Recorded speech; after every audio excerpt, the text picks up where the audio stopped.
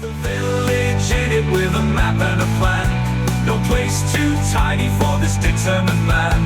Crossing the counties one by one, you'll see in every English corner a bit of history.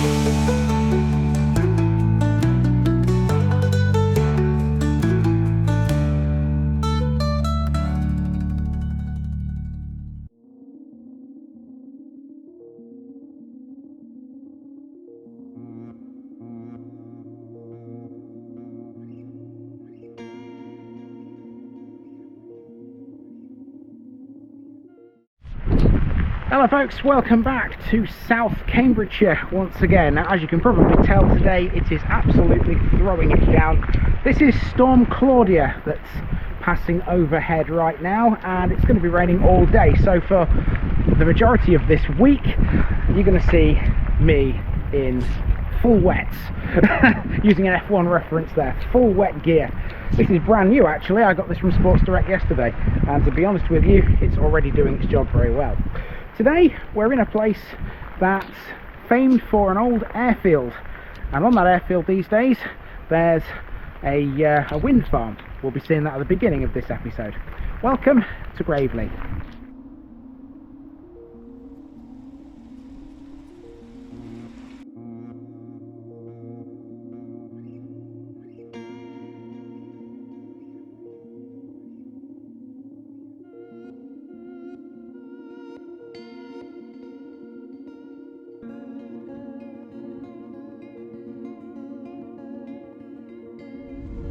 Graveley, Grove Clearing. Hello South Cambridgeshire, I'm back again. The tradition of visiting Cambridgeshire just before Christmas every year is still going strong. This time I'm here for a full 2 weeks. Kicking off this latest run we have the parish of Graveley on the border with Huntingdonshire. Graveley covers an area of 1,582 acres at the western end of the historic county of Cambridgeshire. Until Huntingdonshire was merged into Cambridgeshire in 1974, Graveley's northern, western and southern borders were with Huntingdonshire parishes. Its eastern border follows a small stream that separates it from Papworth St Agnes. Listed as Grefley in the 10th century and Graveley in the Domesday Book, the name is believed to mean Grove Clearing, or alternatively, the woodland clearing by the pit or trench. Graveley's border with Huntingdonshire once sported an airfield. It was RAF Graveley, which was a little ironic name-wise, given that most of it fell within the boundaries of Offord Darcy. Only a small piece of the base was in Graveley, although it did have some of the main buildings. In the village, this one will show us some typical Cambridgeshire landmarks. We have a pub, a church and an old school to cover, the latter of which became the current village hall. Right in the middle, there's a well with a pointy cover. Let's go walking and see what else we can find.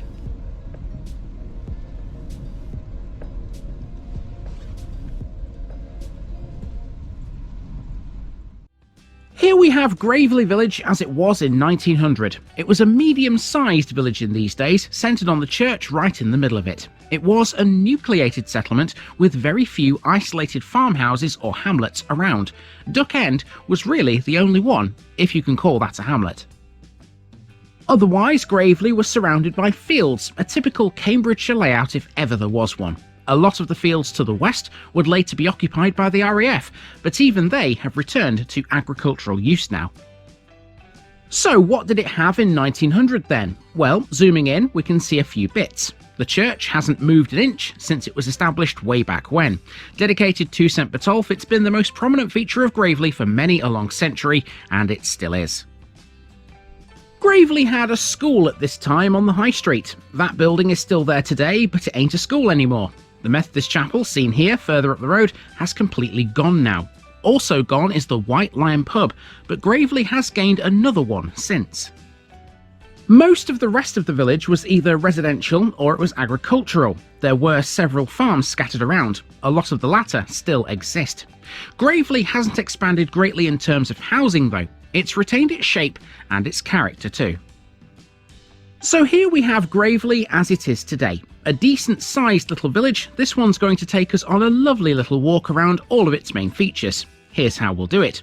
We'll start at the RAF base before driving into Graveley and beginning at the village hall. Up the high street, we'll walk as far as a footpath which will take us to church and then onto Church Lane.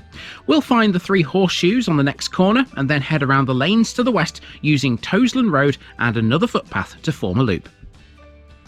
Graveley Garage, the old well and the site of the former Methodist chapel will then finish us off as we head back to the village hall once again. It's a pretty simple little route for a relatively easy place. Let's go and see it all. Now, before we can get into Graveley village itself, we have to first cover this area to the west. Here you can see a wind farm that's located on a fairly flat piece of farmland. This is on the border with Offord Darcy. In fact, it straddles it.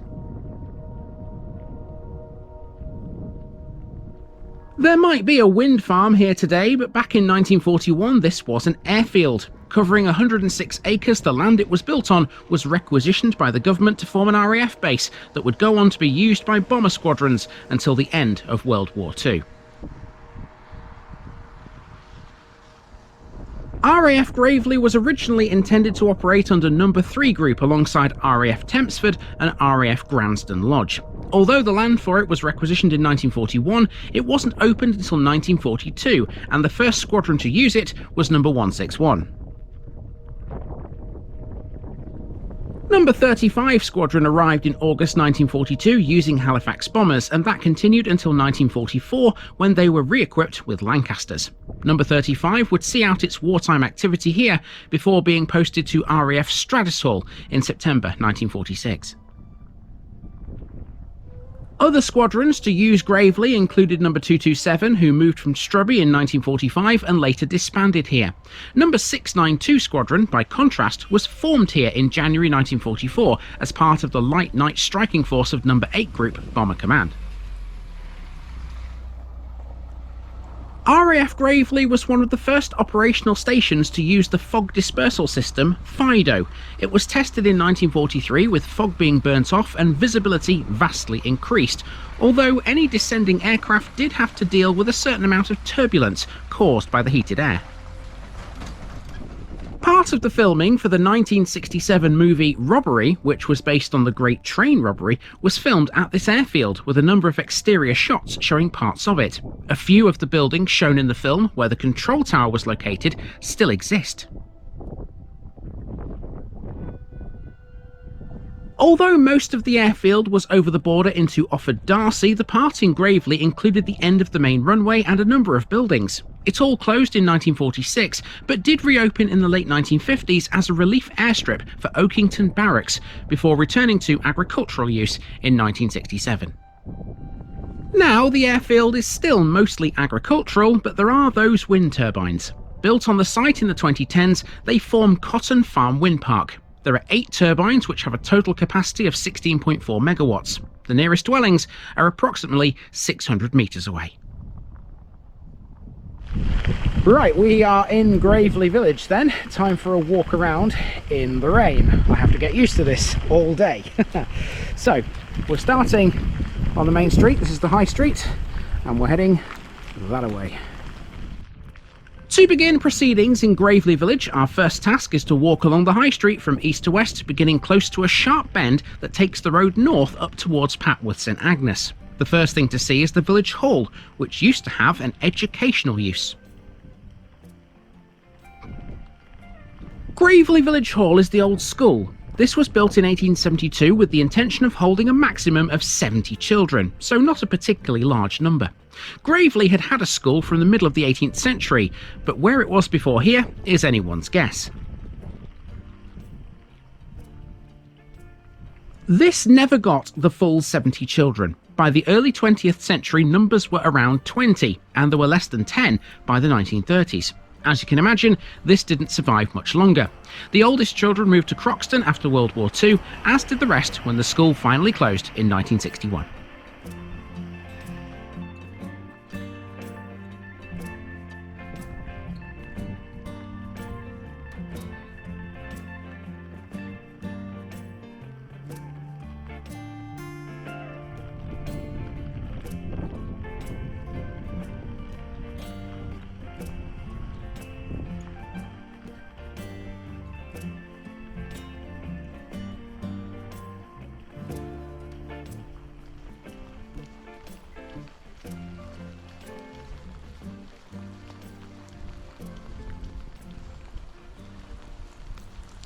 Graveley's church has been dedicated to St Botolph since at least the 14th century. The present building consists of a long chancel, a nave with a north aisle, and a three-stage western tower. It all dates largely from the 13th century originally, but there are some Norman fragments too. We should not be surprised by that fact. The first church in Graveley was likely Saxon and was probably wooden. The dedication gives us a clue too. St Botolph was a Saxon saint. Since 1558, this church has been in the patronage of Jesus College, Cambridge. There have been plenty of modifications and alterations here. There was once a north aisle whose arches can still be seen on both the outside and the inside of the building. However, it became ruinous in the 16th or maybe 17th century and was pulled down, probably before it fell down. The tower dates from the 15th century, but in 1909 it was restored. At the same time, the heavy church doorway was repaired and cut into two. It's believed the constant banging of the door led to a crack in the wall. Also, at the same time, the bells in the tower were renewed. The chancel was rebuilt in the mid-18th century. Further restoration was performed in 1874 and again in 1888. In 1931, stained glass was given for the east window as a memorial to Fred Fielding and his family. A year later, a clock was given for the tower by an anonymous donor. Okay, so we are through the church and we're now on a path which leads to a street which runs around the sort of northern edge of Graveley. This will take us towards the pub. It's called the Three Horseshoes.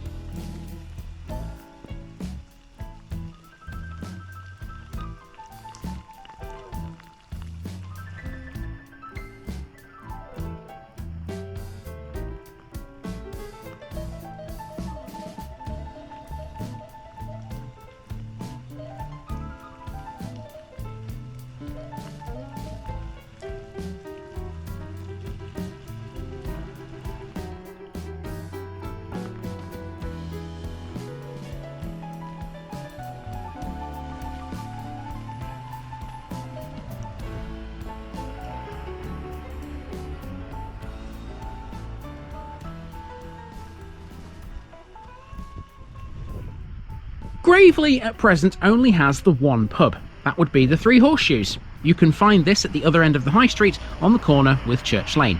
This opened in the early 20th century. Previously, another pub called the Checkers served the village instead. The Checkers was in operation from the 1760s until it burnt down in around 1900.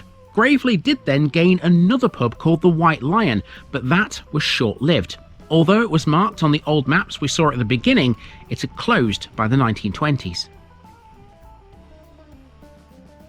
The Three Horseshoes is a late addition to the village, only really being thought of once the other pubs had closed or burned down. It was often used by World War II airmen, this. Food is served every day, and you can get a 4-meat carvery on a Sunday, according to camera. Next, we have a lengthy-ish wander around the western end of the village. This is mainly housing, but we've also got to find a footpath which will link us back to the high street from Toseland Road. There's plenty of scenery in this bit then. Enjoy it all.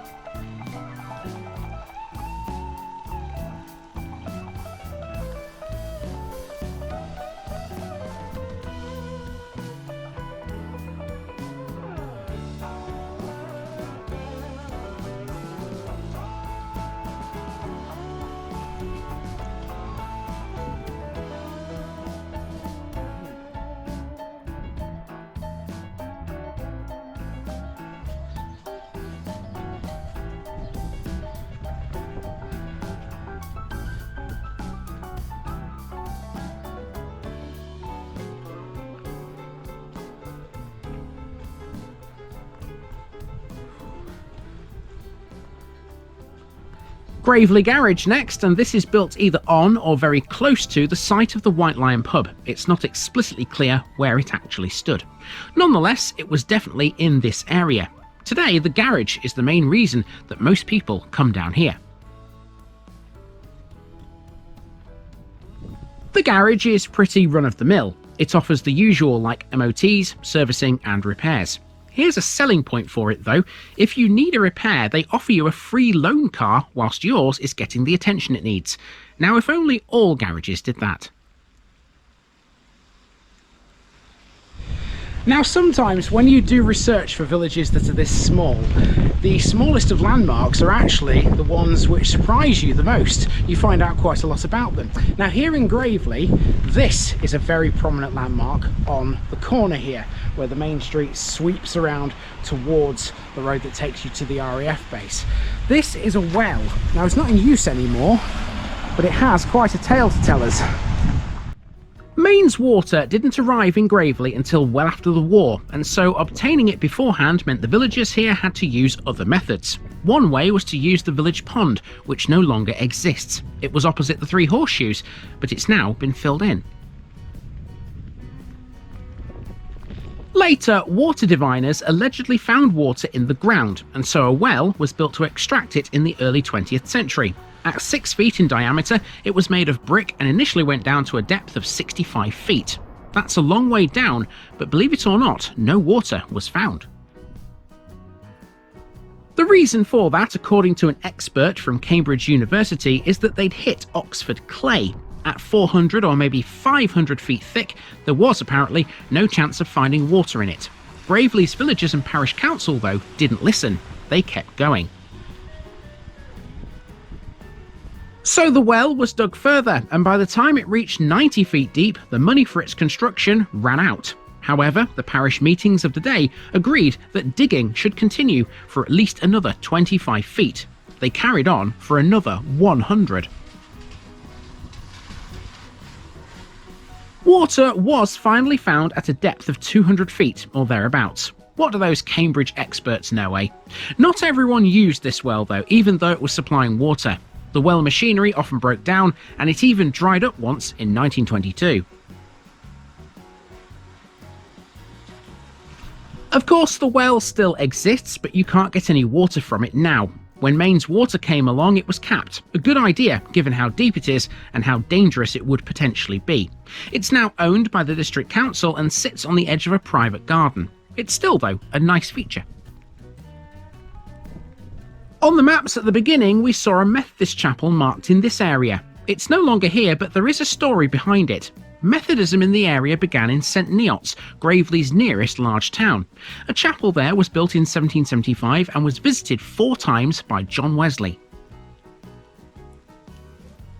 Graveley had a small number of Wesleyan adherents back then, but there was no chapel here for them to attend, and there was little support for one anyway. At about the same time though, the primitive Methodists were gaining followers around here, and they fared a lot better.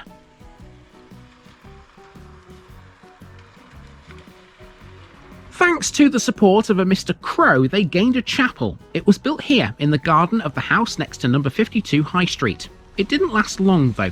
When Crow died, his wife was to sell the property, meaning the Methodists lost access to the building. This happened in 1907 or thereabouts, which is why the chapel is still shown on OS maps from 1900. Methodists held meetings in the grounds of Rookery Farm instead from 1910 onwards, which didn't please the local rector, given the church was literally next door. The old chapel was eventually turned into a reading room by the parish meeting, but was later sold privately. It became derelict thereafter, and now nothing remains of it. Methodism around here then has once again reverted to activities in St Neots.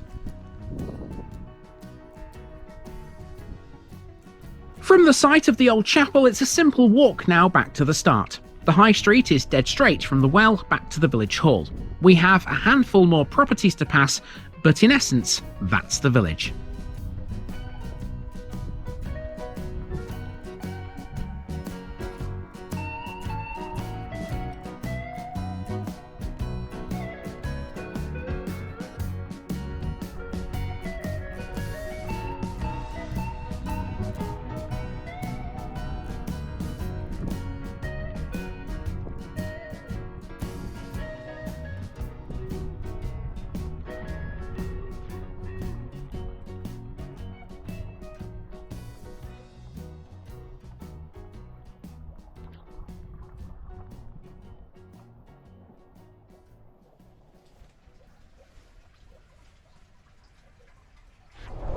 Well, there's one good thing about this book exchange, it's out of the rain for a few seconds, which means I can use this to give you a nice and dry summary of Graveley.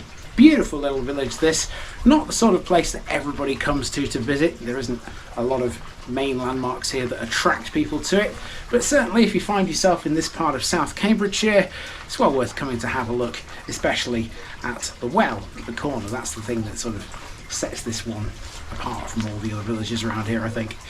Time to move on to the next one, where there's a similar landmark to that well on the village green. And with that, we're through Graveley. That's been a nice way to make a return to South Cambridgeshire again, but we're not done yet. Tomorrow we continue to the east as we tackle the first of a pair of twins. Join me then to learn more about a woman called Agnes-Papworth.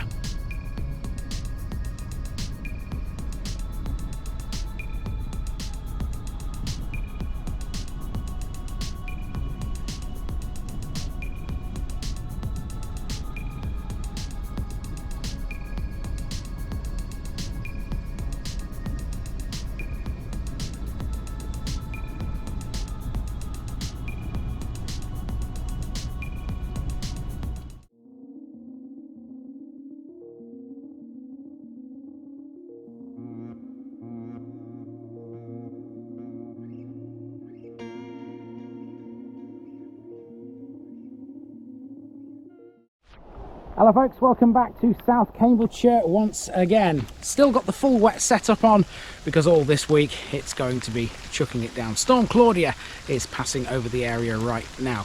Now this village is a dead end. Where I'm standing here is almost the northernmost extent of it. You really can't go much further than this. But we're going to walk from one end of this village to the other, and when we pass the village green there's a very, very interesting landmark on it. You'll see what it is in a moment. Welcome to Papworth St Agnes.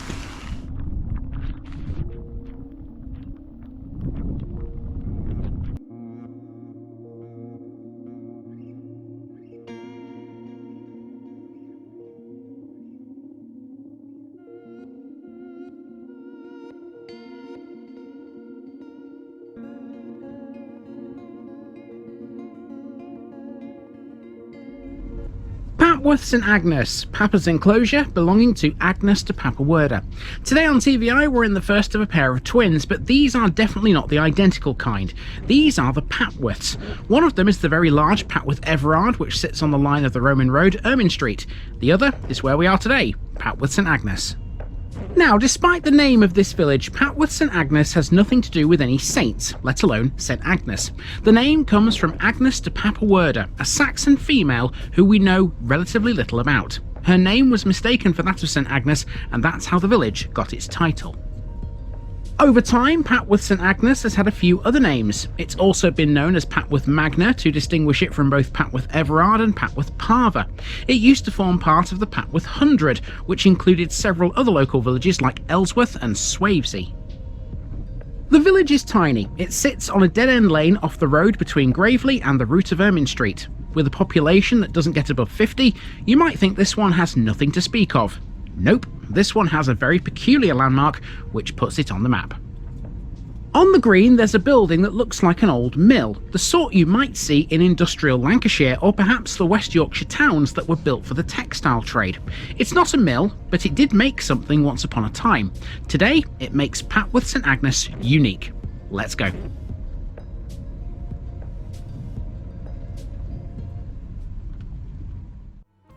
So this is what Papworth St Agnes looked like at the turn of the 20th century. At this time it could be argued that this village was larger than Papworth Everard, which is now the far bigger of the Papworth twins.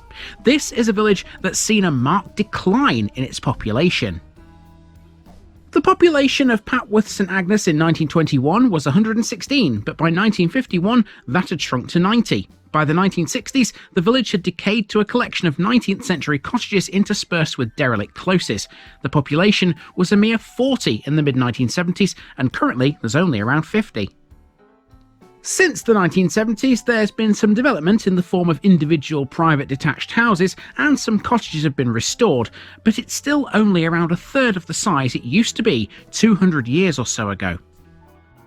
In 1904, Papworth Everard took some land away, around 18 acres, so this map actually shows the old boundaries. Speaking of those, until 1895 some 586 acres of this one lay in Huntingdonshire, and the rest lay in Cambridgeshire. The boundary ran between the chimneys of the manor. Let's have a look at what Papworth St Agnes had 125 years back, and a lot of this is still here. Straight away your eyes are drawn to the north and the moated site that sits next to Manor Farm. That's the site of the old Papworth village, which has since migrated south somewhat. In that village you can see there was a church, not dedicated to St Agnes as you might think, but instead to St John the Baptist. Look at the dotted line around the church. That was the boundary between Huntingdonshire and Cambridgeshire, which has now since disappeared. The school was on the Huntingdonshire side, as was half of the manor. The rest was Cambridgeshire, but it's not a problem these days, given it's all Cambs now. Now, one thing this map doesn't show is what's on the village green. That's here. It's by far Papworth St Agnes's best feature. And so, this is what it all looks like now. It might look the same, but remember, this has shrunk considerably in terms of population since the time of those maps. The general form of the village is the same though, and this is how we'll walk it. Given this one's on a dead end, it's really only walkable in one way. Basically, start in the north and walk to the south until you can go no further. We can form a bit of a loop though, thanks to the middle of the village having a footpath up to the church. We'll start at the manor and discuss the old village, and then head to the green. From there we can go to the end of the lane to find some thatched cottages before turning around and using the path to the church and the school. Then it's back to the green before returning to the manor. Very easy, really.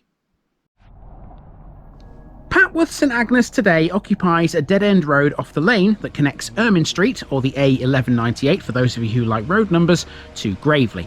The modern village is almost at the far end of that lane, but originally this place sat closer to the other end.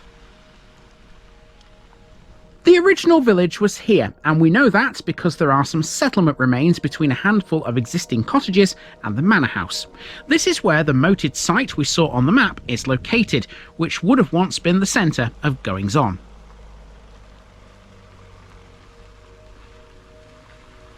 Anciently, Papworth St Agnes's manor was held by the Russells, the family from whom it passed successively to the Papworths and the Mallorys. Much of the current manor house, which was formerly known as Manor Farm, was built for William Mallory in 1585.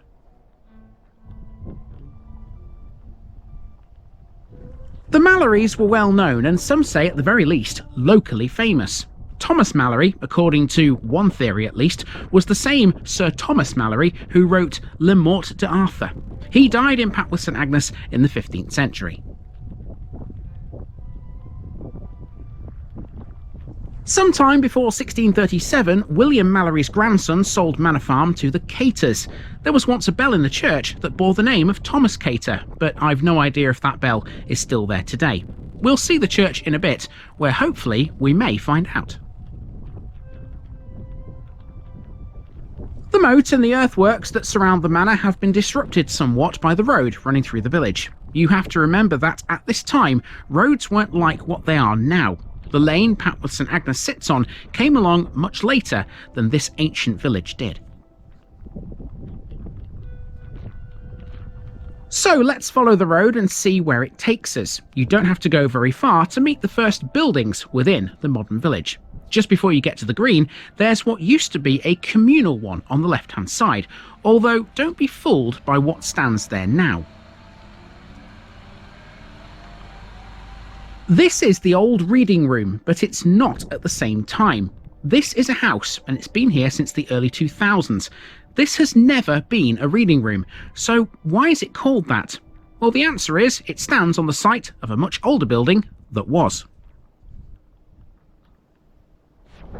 Right, we've made our way to the village green. Now, behind me, there is the landmark that sets Papworth St Agnes apart from all the other villages around here. I don't know of any other village in Cambridgeshire, or in the UK actually, that has one of these things on its village green.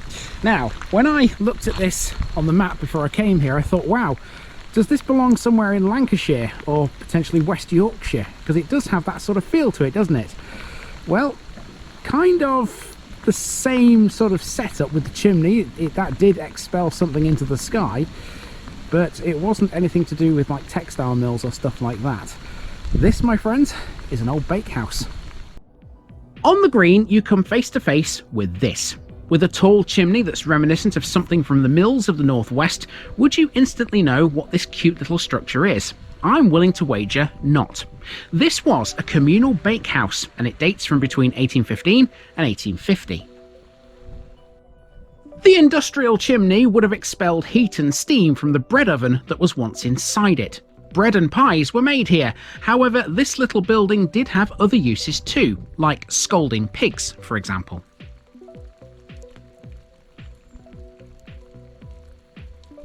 Built of white bricks with a slate roof, it occupies a central position, making it truly communal. The pump for the village supply of washing water was beside the back wall. To this day, there is still a small postbox in the side wall that faces Manor Cottage. The chimney used to be taller than it is today. The reason it was so high was because of the many thatched cottages that would have been around it. It needed to be tall enough to lift smoke and sparks far enough away from them so as to minimise the risk of fire. Inside there was a large cast iron brick surrounded copper to the left of a large oven. Certain houses or cottages were allocated a day on which the baking of their bread took place. Thus everybody had a turn. Although no longer used, this is occasionally open as part of heritage events. Next, we need to make our way down to the very end of the village, and that means walking along this road. We mentioned there that there used to be thatched cottages around the centre of the village. These days, not many remain, but 3 of them can be found at the end of this road. On the right, as you follow this lane, you walk past Passhouse Farmhouse. This used to be known more simply as Passhouse Farm, and it dates from the 17th century. It's an L-shaped framed and plastered building with a thatched roof, and it's been much altered over the years. It backs onto some meadows that are an area of special natural history interest, currently maintained under a scheme of stewardship. Aerial maps of the village show ridge and furrow remains of both open field furlongs and old closes in those meadows.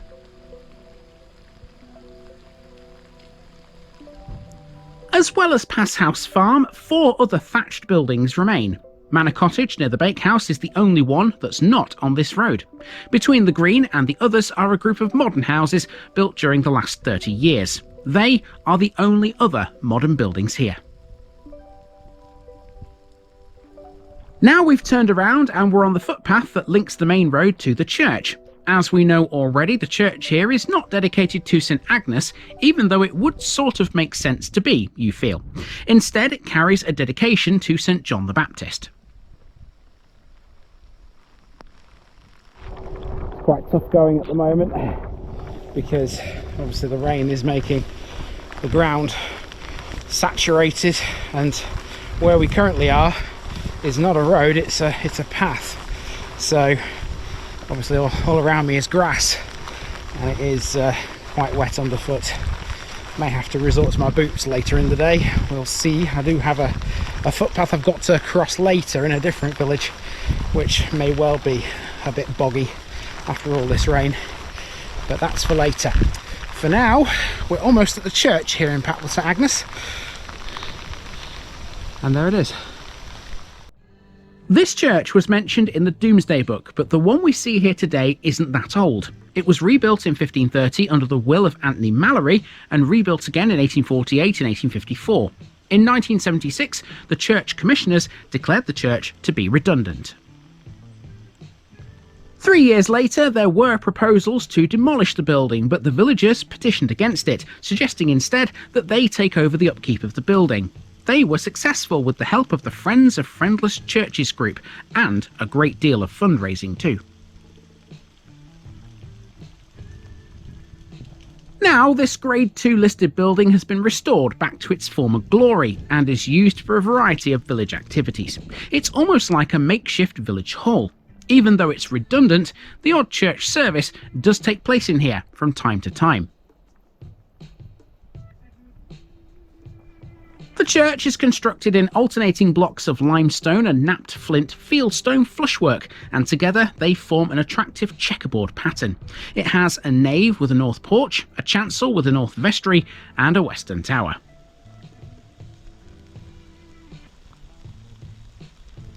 The tower is in 3 stages, with an embattled parapet and gargoyles at the corners. All of the windows here are arched with 3 lights and tracery.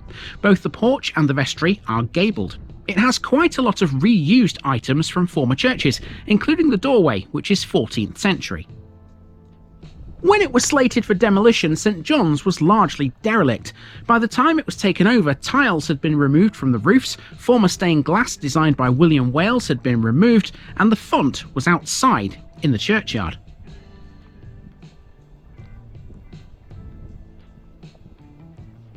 During the next few years, when money was raised for repairs, one surviving panel of glass was moved to the Stained Glass Museum at Ely Cathedral. It took a long time for it all to be finished, and activities didn't resume here until 2006, at which point the panel of glass was returned. From the church you can see the rectory, now redundant as well of course given there's no active church. It's a 2-storey building built of white brick for the Reverend Spurling in 1847 and 48 by a builder called John Bland. The cost was £497, although that didn't include the timber. Reverend Spurling's full name was Henry John Spurling, and when he lived here, he was the Lord of the Manor, patron of the church, chairman of the parish meeting, and a local councillor. In the 1840s, he was the driving force behind trying to prevent the village becoming run down. I think he did okay. Now, everything you've so far seen has been within the old boundaries of Cambridgeshire, but the rectory used to be on the Huntingdonshire side of the border. So too did our final landmark here in Papworth St Agnes, and that's the school.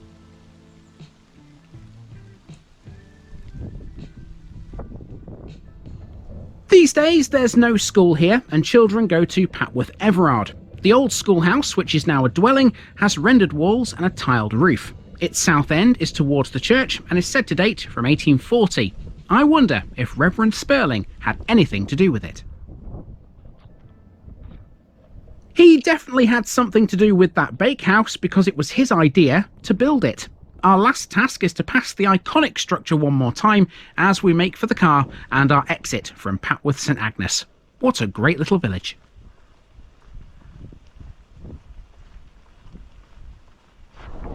Now, for those of you out there who live in South Cambridgeshire and you've seen me before in places such as Bar Hill and Oakington and Branchester and Barton and all the other ones I've done already, you'll know that when I come to a place I always leave a card on the notice board.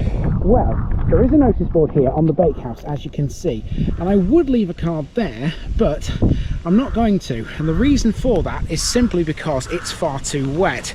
The card will probably disintegrate in a matter of moments, and then nobody will know I've actually been to the place. So, not really worth it. This is only half of the Papworth story. Next up, we're going to the other Papworth, the far bigger twin of the two. Located on Ermine Street, it's become such a big village now that it's even had to have a bypass built around it. Join me there tomorrow, guys.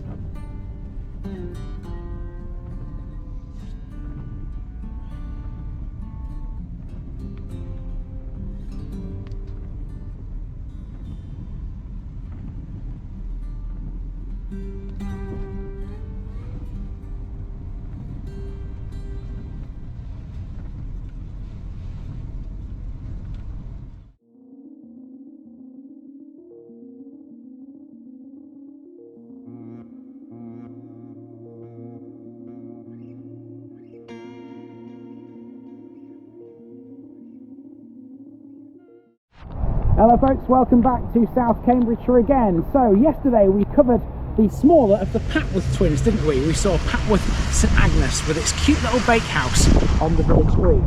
Now, there's no bakehouse in this village. What there used to be was a hospital, but it's now moved away. It's not here anymore. It's now gone into Cambridge itself. We'll discuss more about the hospital when we reach that particular part of this episode. To start proceedings here though, we're at the north of the village, and you can see there there's a junction, and that lorry is just going around a bypass, which we're about to drive round as well. This is Papworth Everard.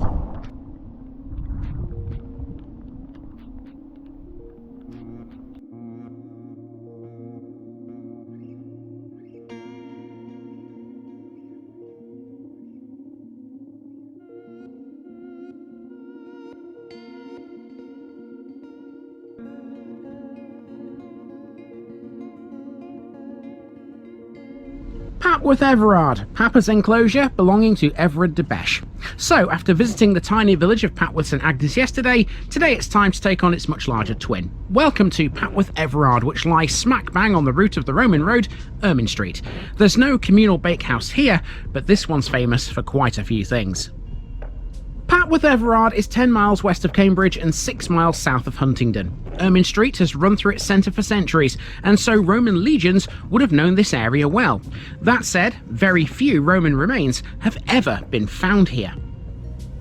That's because in Roman times the village didn't exist. In fact, Papworth Everard as we know it today didn't really come into existence until Saxon times, when a leader, probably called Papa, established a small settlement about a quarter of a mile to the west of Ermine Street. Papworth means the enclosure of Papa's people, and whoever they were also involved in establishing Papworth St Agnes and Papley Grove. Following the Norman conquest, the village and land of Papworth were granted to a Norman knight, Everard de Beche. De Beche lived in a castle in Papworth itself, but relatively little remains of that now. There's a moated site near Papworth Hall, which is where it was sited. In later times, Papworth gained fame for the Royal Papworth Hospital, which has since moved to Cambridge. Let's have a look at it, people.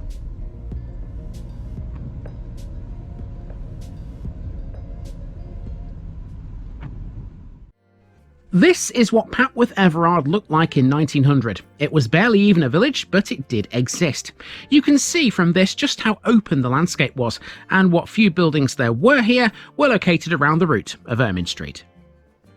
It's only been within the last few decades that Papworth Everard has developed into a pretty sizable village. It used to be thought that the clay soils around here were too heavy for people to cultivate, and so therefore most avoided living here. However, recent archaeological excavations have shown that there was some human activity here during the Bronze Age and Iron Age periods, between 2,000 and 4,000 years ago. But that's all it was, activity. There was nothing like the village we know now back then. Papworth used to be, though, a bit more of a village than this. When it was founded by the Saxons, it was established around the site of the current church. That settlement lasted until medieval times, when it was largely abandoned, leaving the church isolated away from the Roman road. Today, Papworth Everard is a thriving community, and it has some substantial light industry and local businesses. It's slightly bigger than the purpose-built Bar Hill, which we covered 2 years ago. That makes it the largest village in the area between the A428 and the A14, east of St Neots.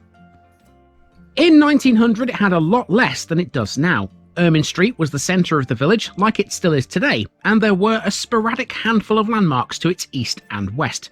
To the west was the church, around which the medieval village would have grown. There was also a school, and both it and the church were surrounded by a handful of farms and lots of fields. Both of those buildings are still here, but their immediate neighbours have changed a bit. Over in the east, the landscape was dominated by Papworth Hall and its huge parkland. Within that parkland was the site of Papworth Castle, once lived in by Everard de Beche. Papworth Hall would later become the primary residence here. Part of its parkland remains in situ, as does the hall, but the rest has been built on now. Get ready for a huge difference on this next map. There you go, Papworth Everard looks immensely different now, doesn't it? There are housing estates on both sides of Ermine Street today, which have almost turned the place into a small town. Gone are the days of loads of traffic coming through the village too. Look to the west of it all, and you can see there's a bypass. Despite the growth, Papworth Everard has remained pretty self-contained. It's become more of a cluster than a linear place, compacted into a relatively small space. That should make the walking route pretty easy. This is how we're going to get around it. We'll start first of all in the north at an old pub on Ermine Street, before driving around that bypass to the south. Once there, we'll hop out onto South Park Drive and head towards Papworth Hall. There we'll discuss its history and that of the castle too. Then we'll follow Ermine Street up to the modern village centre, based around Pendrell Court. On the way we have to check out the area around Lakeside Crescent. That has the village hall for one thing, but it's also the best place to get a look at the old Royal Papworth Hospital site. The sports ground will follow before we then head into the housing on the western side of the old Roman road. We'll find a school in there. Also in the west, there's a fire station, a really unusual chapel on Church Lane, and some former nurses' houses related to the hospital. The church will be our go-to spot from there, and after using some handy footpaths close to that, we can hop back over Ermine Street again via the Summersfield estate to return to South Park Drive. There's a lot to cover in this one. It's go time. Let's get things started on the edge of Papworth Everard at this building. This used to be a pub, and in times gone by it was a popular stopping point along the route of Ermine Street. On the old maps we've just seen, it had 2 or 3 names: the Horseshoe Inn, the Six Horseshoes, and Kisby's Hut. For those who are old enough to remember it as a pub, Kisby's Hut is the one people will know, because that's the name it had when it closed in 2006. This was, though, originally an 18th century coaching inn, founded in around 1770. An exact date is not known. At its foundation, it was probably called the Horseshoes, but it was definitely Kisby's Hut in the early 1900s, if not before. The building that you see here is not the original. It was rebuilt after a fire in 1913. When it closed, it was converted to an Indian restaurant, and it still is today. It's called Shilpa. Now, to get into Papworth Everard from here, we could just drive straight into it. Running through its centre is Ermine Street, the old Roman highway that for centuries served as a major artery from London to York. However, we're not going to use that. Most traffic that passes through Papworth Everard to reach the A428 doesn't use it either. Instead, they're more likely to use this bypass. Anyone that does use Ermine Street has to deal with traffic calming measures within the village itself. There are no such things on this. Why does the village have this bypass? Well, to understand it, we have to go back to the 1950s. At that time, a charity was in charge of the village, its hospital, and various factories, which had sprung up since the turn of the century. It was known as the Papworth Village Settlement, and later it became the Papworth Trust, which still exists today. It would later lose control of the hospital, but found a new role in the care sector, providing housing and rehabilitation for the disabled, and sheltered housing for the elderly. Under its control, the period from the mid-1950s to the early 1980s was a time of relative stagnation in the development of Papworth as a whole. Indeed, it could be said that it suffered a gradual decline. By the 80s, Papworth Everard had grown to some 300 or more houses. Problems were becoming apparent as a result of an ageing population and a restrictive letting policy for the housing, virtually all of which was tenanted. Some houses stood empty, the school roll had fallen to not many more than 30, the village stores was finding it difficult to make a profit. In all, Papworth was struggling, but the answer to its woes came a few years later. The Papworth Village Settlement eventually agreed to allow some of its land to be developed for private housing. In addition, the factories near the centre of the village would be relocated to a business park. So what does all this have to do with the bypass? Well, as part of the deal, it was agreed that some of the proceeds from the sale of the land would fund 50% of the cost of a bypass for the village, needed thanks to the ever-increasing volume of traffic on Cambridgeshire's roads, and the UK in general actually. There were many delays to the commencement of its construction, but the bypass was eventually started. It was completed in March 2007, meaning now traffic can avoid the village completely if it's travelling between the A14 to the north and the A428 to the south. Right then, we've made it into Papworth Everard village. Now this is a very residential village, this one. You're walking around quite a lot of the time within housing estates, but there are some bits of interest within those housing estates, and it's my job to find them, so I will. Let's get started by heading towards Papworth Hall. So we begin our walk on South Park Drive, which from a chronological point of view is the best place to do so. South Park Drive is a modern street, but it runs around the edge of Papworth Hall's once massive parkland. We can cross that because there are rights of way that traverse it. This side of Ermine Street has arguably the most historic bits of the village. Following the Norman conquest in 1066, Papworth was granted by William I to a Norman knight called Everard de Beche. It's from him that the place gets the second part of its name. Relatively little is known of Papworth Everard in those days, but we do know that Everard de Beche lived in a castle. The site of his castle still remains as part of this parkland. There's an almost perfectly round moat to the rear of Papworth Hall.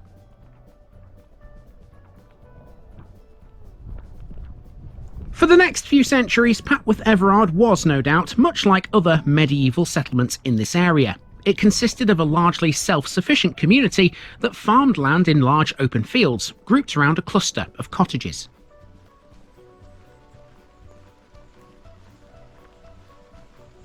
In the later Middle Ages, the village and the farmland was divided between two manors, neither of which held any great value. The estates changed hands several times, and the owners generally did not occupy them, preferring instead to rent them out.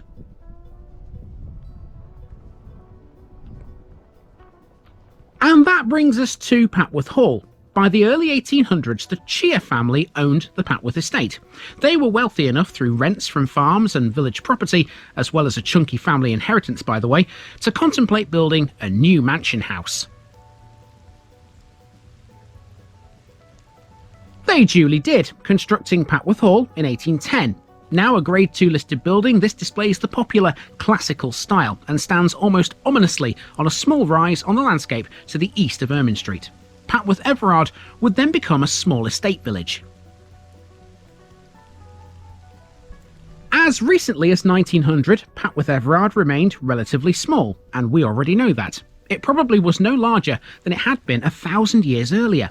It really only had two jobs at that time, to serve the needs of the hall owners and supply labour for the local farms. Despite the confidence shown by the Cheer family in building Papworth Hall, the family died out with the death of Miss Frances Cheer in 1891. There were no heirs to inherit the hall and the large estate that was left behind. The property was then sold off, and its buyer was Sir James Musker. Musker, the owner of home and colonial stores, didn't stay very long. He was here for less than 4 years because he sold it on again, this time to Ernest Hooley for £70,000. Hooley was a well-known industrial financier and multimillionaire at a time when such wealth was rare. Papworth Hall and the village became his country playground, being nearer to London than his Nottinghamshire home. Hooley played a major role in the embryonic British motor industry and at various times owned such famous firms as Dunlop, Bovril, Raleigh, Schweppes and Singer. In addition, he was a friend of Edward VII, from whom he bought the royal yacht Britannia, but Queen Victoria complained about that, and so he had to give it back. Although a colourful character, Hooley had a darker side and was twice convicted of fraud. Nevertheless, he did a great deal of good for Papworth Everard by modernising many buildings in the village, replacing the roof of the church and building new cottages. However, as a result of the court cases and eventual bankruptcy, Hooley left Papworth in 1909. In 1918, the hall was briefly occupied by a tuberculosis colony that began its life in Bourne, elsewhere in Cambridgeshire, the previous year. With the hall came most of the land in the village, and the colony rapidly expanded. It soon outgrew the hall, and a purpose-built sanatorium was created instead. Today, this has become Papworth Hall School, and it caters for children on the autism spectrum. It offers specialist education to young people aged between 5 and 16, having been transformed to accommodate those with a variety of learning and emotional needs.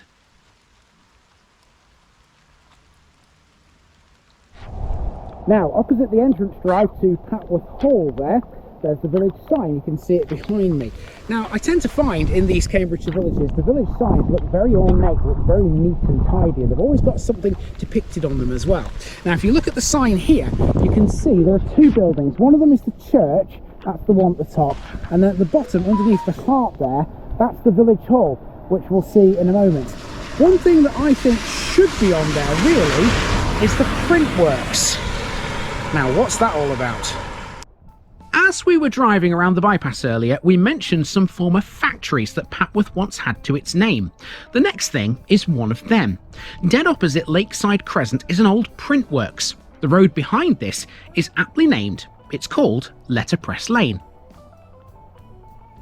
The print works opened in 1929 and its role was simple. It was designed to give recovering tuberculosis patients from Papworth's newly built sanatorium a form of therapeutic employment. It used to print things like newspapers, magazines and leaflets. It closed though in the mid-1990s and sat empty for well over a decade. Now though, it's been revamped and turned into a vibrant social enterprise hub.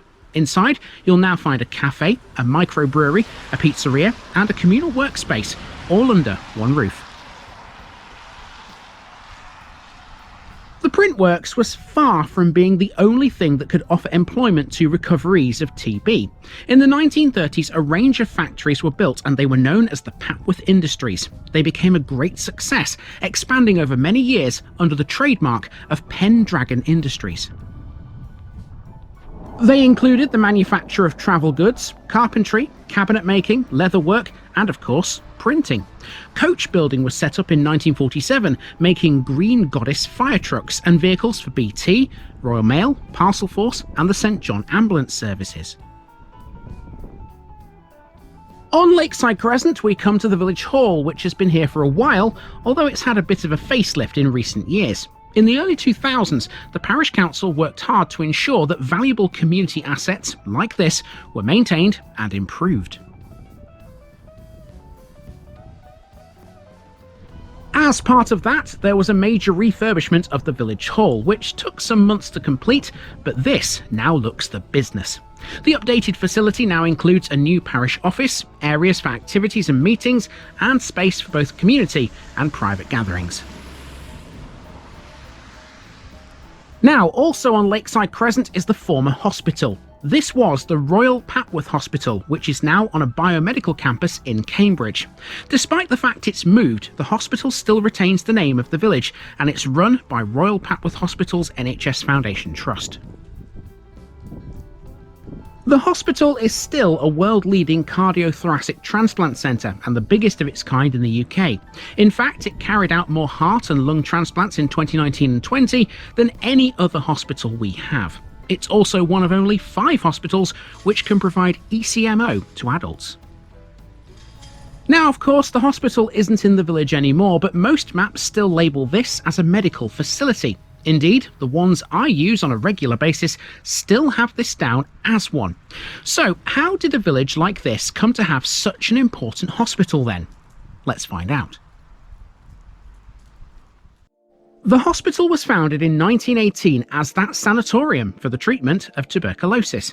It was designed to cater for soldiers who had served in World War I, following a campaign led by Elspeth Dimsdale. It was initially known, therefore, as the Cambridgeshire Tuberculosis Colony. The institution was led by the social pioneer Dr. Pendrell Varrier-Jones, and there's a street in Papworth named after him now. He was the man who initially purchased Papworth Hall for use by the Bourne colony. It cost him £6,000, but it was money well spent. When the colony outgrew Papworth Hall, this purpose-built sanatorium replaced it, and it continued to accommodate TB patients until the late 1950s. Following the arrival of a cure for TB, the sanatorium would turn into something else. Handily, in 1954, it had joined the newly formed NHS. From that time, therefore, with TB less of a concern, surgical facilities developed at the hospital instead, beginning with the thoracic. Cardiac surgery soon followed, and it was here in Papworth Everard where the first ever open heart surgery was performed in 1958. In 1979, surgeon Terence English performed the first successful heart transplant in the UK at this hospital. The patient, Keith Castle, lived for over 5 years following his surgery. In 1980, Paul Coffey became Britain's 13th heart transplant patient, and he's a well-known name. Coffey and some of his friends started the Tea Planters Club, which held annual fundraising dinners. The tea was in recognition of Terence English. In the 4 years between its founding and its winding up in 1990, the Tea Planters Club raised almost £110,000. In 1986, alongside a team from Addenbrooke's Hospital, the world's first heart, lung and liver transplant took place at Papworth Hospital. It was performed by surgeons John Warwick and Roy Colne, and they operated on 35-year-old Davina Thompson.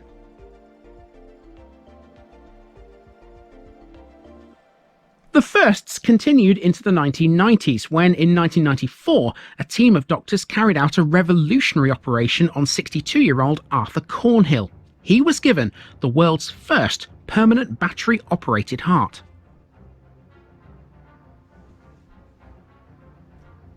In 2017, Papworth Hospital was granted the designation Royal by Queen Elizabeth II, and from 2018 it was officially known as the Royal Papworth Hospital. So it remains today, albeit not here in the village. The new building is in Cambridge, and it cost £165 million to build. Okay, we're up Ermine Street for a short way now. We're heading towards the main sort of shopping area here in Papworth Everard. Now there is actually a difference between the different bits of Ermine Street here. There's a crossroads you can see behind me there with a shop of some kind on it. I'm not sure what kind of shop that is. I think it says carpets on the side there. The difference is that where we are now is Ermine Street South, and through those lights there, that's Ermine Street North. So there is a bit of a difference. If you're looking for an address, shall we say, in Papworth Everard, you kind of have to know which side of the crossroads it is if it's on Ermine Street. We don't though, we just have to walk on through it and see what's there. So now it's time to find, like I said, the shops.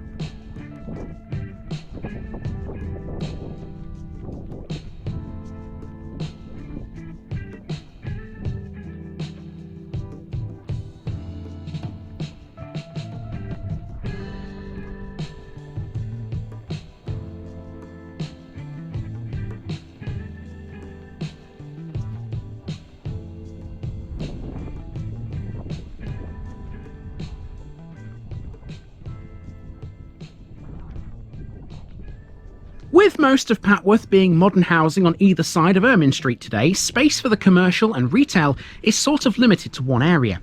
That area is here at Pendrell Court, between Chequers Lane and Ermine Street. This area is like a central hub for the village. This village centre contains a convenience store which incorporates a post office, a veterinary surgery, a chip shop, a library, a delicatessen, a coffee shop and even a micropub. The nearest big supermarket, a Morrison's, is in Camborne, but you're not short of anything here really.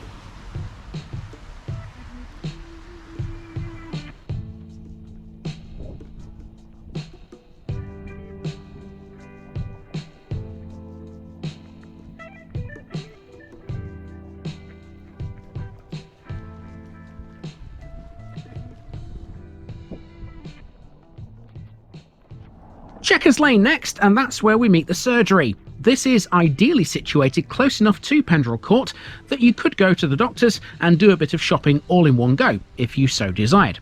Chequers Lane, by the way, is a reference to another old pub.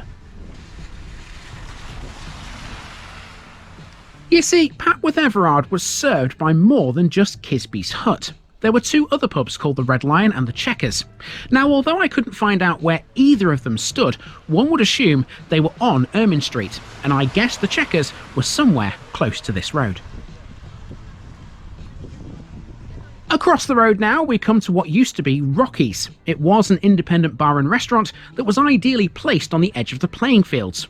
Once thriving, now it's just rotting away, as nothing seems to have been done with the building since it closed.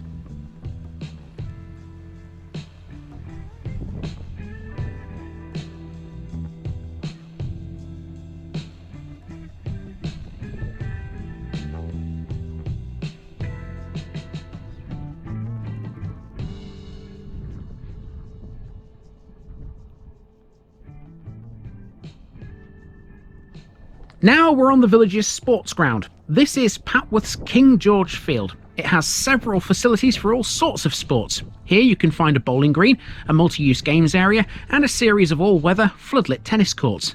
It also has a well-equipped children's play area.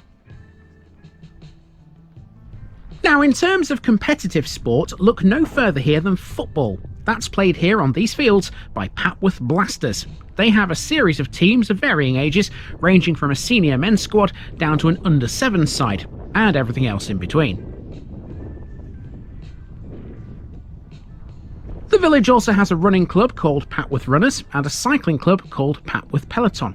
Next to the remains of Papworth Hall's parkland, this is probably the best open space the village has, and it's totally open plan. Let's cross it back to Ermine Street.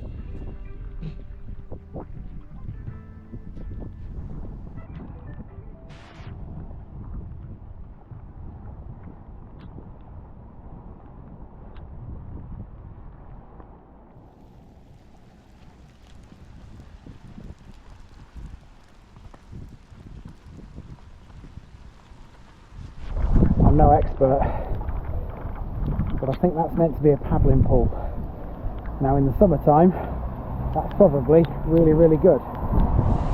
But at this time of year, you really don't want to be using it, do you? Educationally, Papworth Everard still hasn't grown large enough to warrant a secondary school. It only has a primary. Mind you, it has had a couple of those in its time. The current primary school is in this estate, opposite the sports ground on Varrier Jones Drive, another street named after the doctor.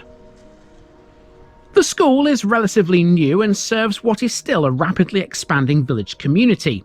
Named Pendragon Community School, it's smaller than most, but it has increased in size by over 50% since it was first built.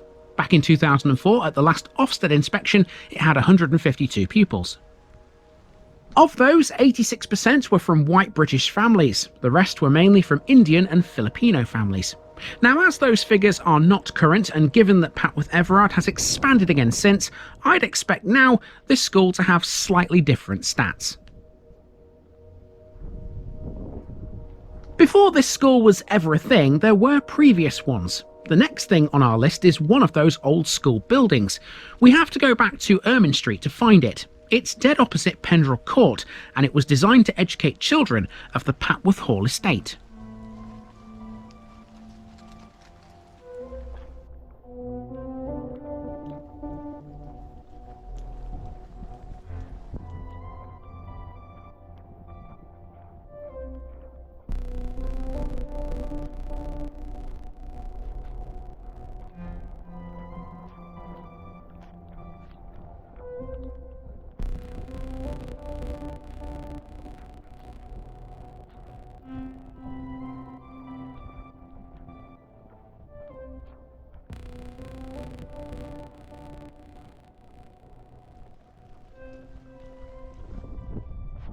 Dating back to the 1900s, this is that school. This was another good thing that Ernest Hooley did for the village. It was his immense wealth that provided Papworth with this establishment, and it could hold 80 pupils if it was full.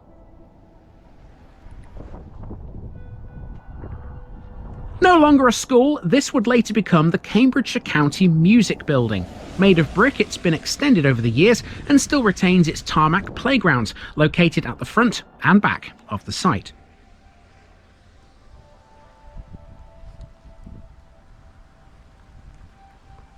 A few years ago, this was up for sale with Brown & Co for a guide price of £450,000, although they did stress that having been vacant for several years, it required some extensive refurbishment and upgrading.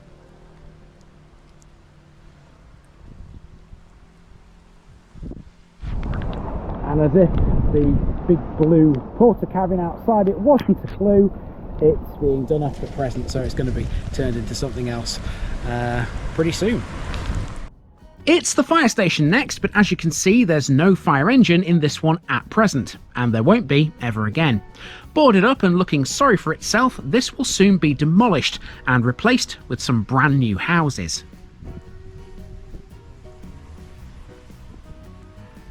It was sold at auction in 2022 along with the former Meppel Union Chapel. The fire station, which dates back to the 1950s, formed the bulk of the £492,000 that the lot went for. Although no date has been set for its removal, this will soon be gone and those new dwellings will appear instead. In front of the fire station, something else has already come down. There used to be a row of shops that included the post office here. That's been pulled down now, and at the moment it's just a piece of waste ground. I wonder what this will become eventually. It's surely not going to stay like this, is it?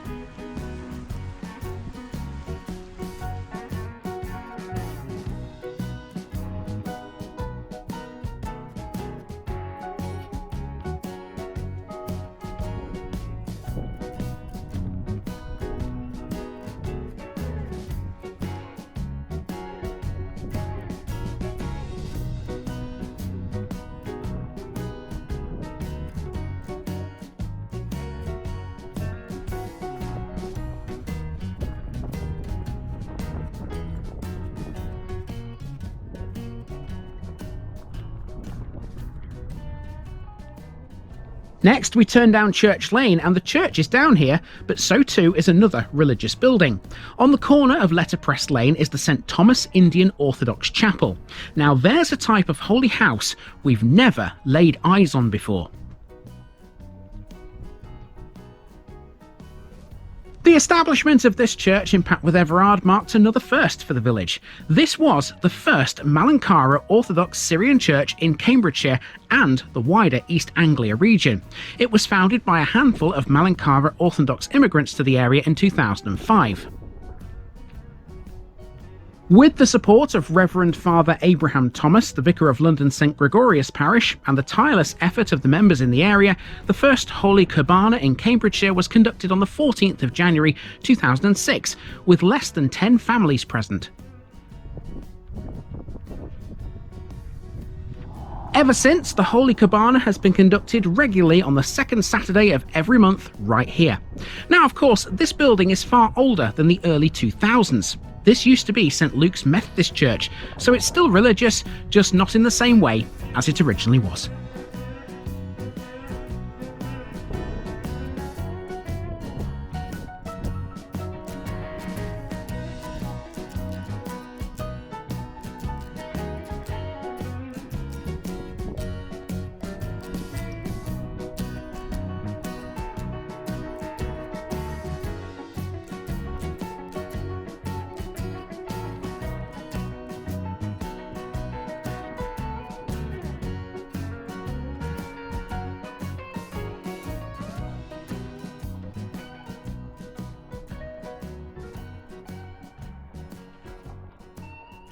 We've got 3 more landmarks left, and all 3 of them are on Church Lane too. Next up, we have the original village school, the one you could see on the old maps at the beginning of this episode. This appears to be residential now.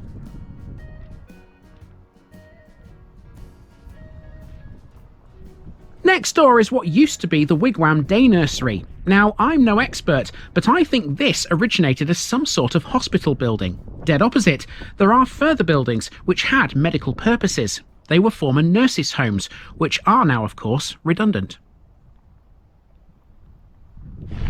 Okay, so all the way up Church Lane, we've been climbing a little hill.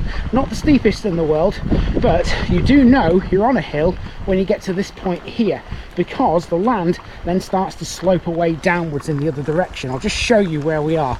We're at the church, which we're going to have a look at in a second, and then just beyond the church you can see how it dips down into like a valley. So we have climbed a hill. Like I said, not the biggest hill in the world, but still a hill nonetheless. To finish with, we have the church. Now, when Roman rule in Britain collapsed in around the year 410 AD, it was at least another 2 centuries before a Saxon leader, probably called Papa, established a small settlement in this area. It was located about a quarter of a mile to the west of Ermine Street. It was beyond the site of this church, in the valley of a small stream which became known as the Cow Brook. That village has gone now, but the site of the church has continued to hold a religious building since the Saxons were around.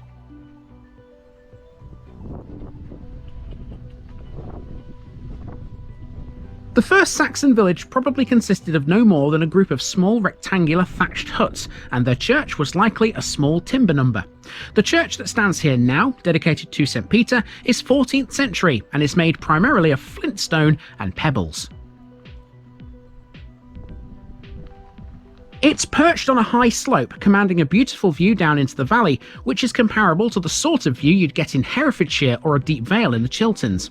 This belt of high land goes some way to proving that Cambridgeshire is not all flat and uninteresting. St. Peter's was almost completely rebuilt in the 1850s by Charles Cheer. The Cheer family are commemorated throughout the church, and that's to be expected. Even the rector was a member of the clan for most of the 19th century.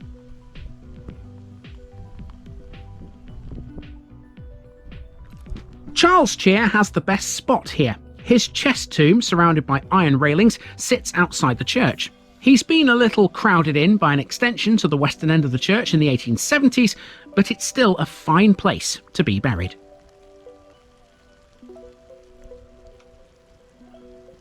In 1870, a new tower was also built to replace the old one, which fell down during a hurricane in 1741. Perhaps to avoid disturbing Charles Cheer, it was built on the northern side and doubles up as a porch for the current church.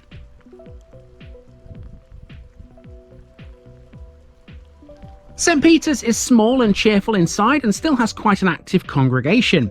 There's some pre-Raphaelite glass in a few of the windows, mostly dedicated to various members of the Cheer family.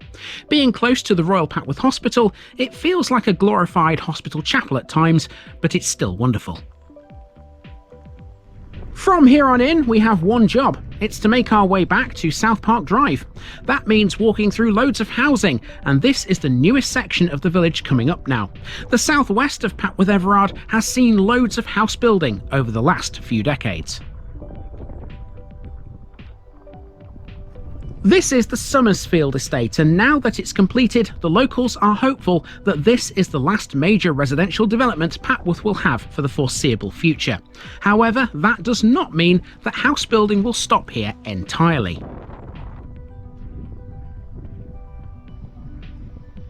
Papworth Everard is identified as a minor rural centre in South Cambridgeshire's current development plan. Therefore, unlike many neighbouring villages, developments consisting of more than a few houses may yet be permitted into the future.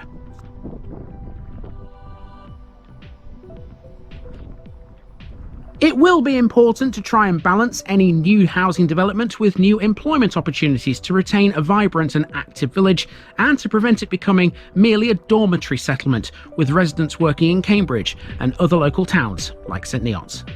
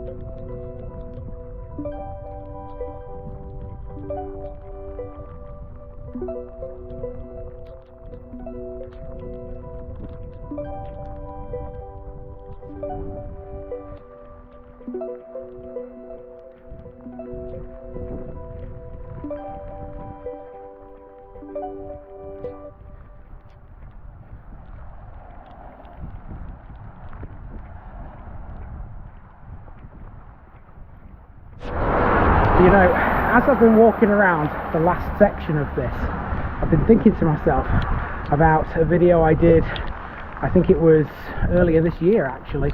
It was in one of the Gloucestershire parishes when I went to the Forest of Dean, and I had a strange comment on said video that basically said, on days like today when it's raining, I should tweak the footage to make it look more like daytime. Well, no, that's not what this channel is about. This is about realism, and to be honest with you, you don't get much more real at this time of year than walking around in a massive rainstorm. And so, we are done with the second of the Papworths. Far more to that one, wasn't there? Well, tomorrow it's back to the smaller stuff as we head along the A428 for a short way into the next village.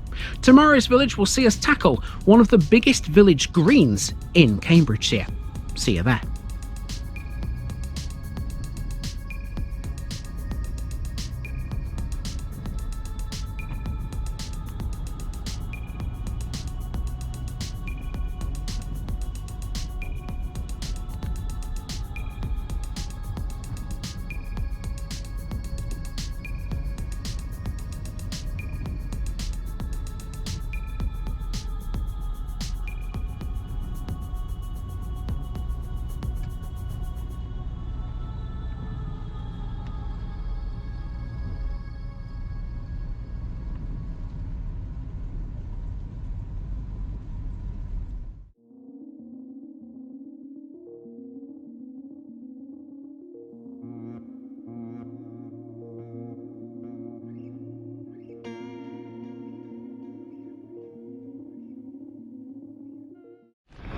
Hello folks, welcome back to South Cambridgeshire once again, where the rain is starting to ease off, so hopefully this episode won't be as wet as Papworth Everard was yesterday. Now this is the next village sort of down the A428 towards St Neots, which is the biggest town around here. Now I've just driven along the A428 and it's a sea of roadworks at the moment. In this episode I will tell you why it's a sea of roadworks, and then we'll walk around this place because this is a village that has a massive village green. It's one of the biggest in Cambridgeshire. Welcome to Eltisley.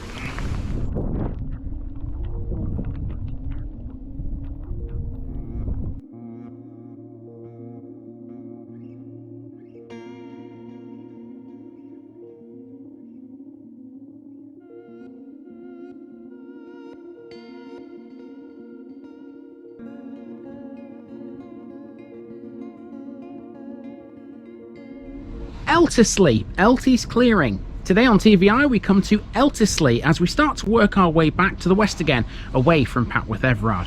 Eltisley is just to the south of the A428, a major road that links Cambridge to St Neots. Soon it'll be to the south of another major road link.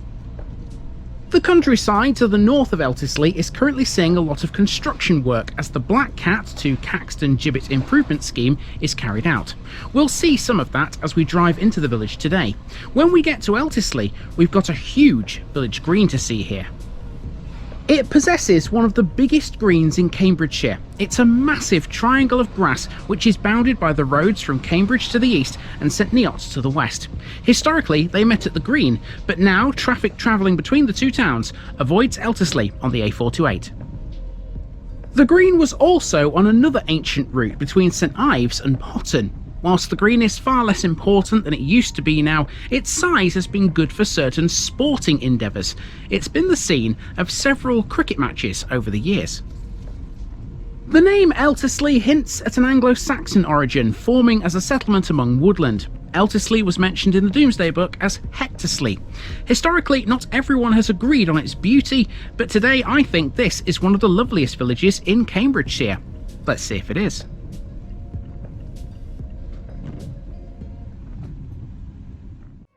So here we have Eltisley as it appeared in 1900, and straight away you can see the massive green in the centre of the village. It sits at the junction of two ancient roads running from Cambridge to St Neots and from St Ives to Potton. It's so big we don't even need to be zoomed in to see it better. For centuries, that green has been the centre of population in Eltisley, with houses and businesses developing along its three long sides. There were actually two greens though here. The second one was to the southeast, down Caxton End, but that's now become allotments. Outside of the village, the rest of the area that this one sits in is relatively flat, ranging from 45 to 67 metres above sea level. The soil is a heavy clay on galt, a difficult composition to drain. There are watercourses though, like the Eastern Brook, which flows towards Caxton. There are wooded areas too. Eltisley Wood to the south had reached its modern state by the early 19th century. The parish also contains another small wood at Papley Grove in the north. Presumably, that's what's left of the woodland that once belonged to the prioress of Hinchingbrook. Not everyone liked Eltisley centuries back. The 18th century diarist John Byng toured the area in 1794, and he described a scene of poverty and neglect here. He described the village as deplorable, which I'm sure is a term nobody uses for it now. So, back in 1900, this is what you could find around that massive green. On the southern arm, there was a chapel. That was about the only thing of note on that one, and it's pretty much the same today, actually. The building still stands, but it's not in use for religious services anymore. Where that side of the green met the northern road was the church, the site of Eltisley Abbey, and a mill. That was by far the busiest corner and the most historic to boot. All of that is still there, and we'll get a good look. The northeastern corner was also pretty important to the village. That had the Leeds Arms, a pub which is still standing, but it's changed its name now. The eastern arm of the green had Pond Farm and a moated site. That's a bit different now because the village has gained a communal building to go along with those. And this is what it all looks like today. The green is still in situ, it was never going to alter of course, but the size of Eltisley has increased somewhat. This is not something unusual here. After all, the parish's population doubled between 1801 and 1871, possibly because of its good road links. However, after 1871 the population began to decline, and by 1961 only 253 people lived in Eltisley, marking its low point for the 20th century. Since then though, it's risen again and new builds have been added on all sides of the green, as well as some in some small cul-de-sacs off Caxton End. Its growth hasn't been excessive, and certainly not too much that it would make our route around it difficult. We'll drive into the village using the A428 and then start our walk on Caxton End. We can only really go one way from there, and that's towards the green. Upon hitting that, our mission is simple. We'll just walk around it in a clockwise direction, catching everything on its edges before heading back down Caxton End. This might be the easiest route I've ever done in a Cambridgeshire village. There's still lots to cover though. Before we can get into Eltisley to walk that route, we have to drive to it. Now to do that, we're using the A428, a major road that links St Neots to Cambridge and allows passing traffic to avoid the village completely. In a few years' time, that same traffic will pass through here on a different road. Eltisley sits just to the south of a major road improvement scheme dubbed Black Cat to Caxton Gibbet. The scheme will see a new road system be built, which includes a realignment of the A428. It was started earlier this year, and it's expected to be completed by 2027. When finished, the new road will take traffic from the A428 further north onto a new dual carriageway. The old route of the A428 will remain in place, but it will become far quieter. In turn, Eltisley Village should also become quieter, as any road noise will migrate north slightly. The new road will be a 10-mile dual carriageway designed to benefit both road users and the local community. It will improve journeys between Milton Keynes, Bedford and Cambridge, and provide a much-needed link between the M11 and the A1. There will be several new bridges spanning both the carriageway and a river, and a new 3-tier junction at the Black Cat roundabout to allow free-flowing traffic onto the A1. Sounds good, right? Well, it is, but as you can imagine, the scheme hasn't been welcomed by everyone. The biggest threat to the project came from the Transport Action Group, who felt the improvements were just a glorified way of shifting an unsolvable problem to other areas. They also had concerns about climate change. Their legal challenge failed though, and construction is now underway. In Eltisley now, we start our walk at Caxton End, a fair old walk from the green in the middle of the village. Caxton End, although far less important to the village than what's in the centre, may historically have had a bit of clout as a through route. Not so much these days though. There are limited landmarks down here today, but there is a playground. On most maps, this is marked as Eltisley Pocket Park. Until 1868, Caxton End used to have Eltisley's lesser-known other village green as well. It wasn't this park, but it wasn't far away. The other green was turned into allotments, which still exist now. These will keep the fans happy, of course. The existence of the second green is a clear indication that Eltisley once had two centres in medieval times.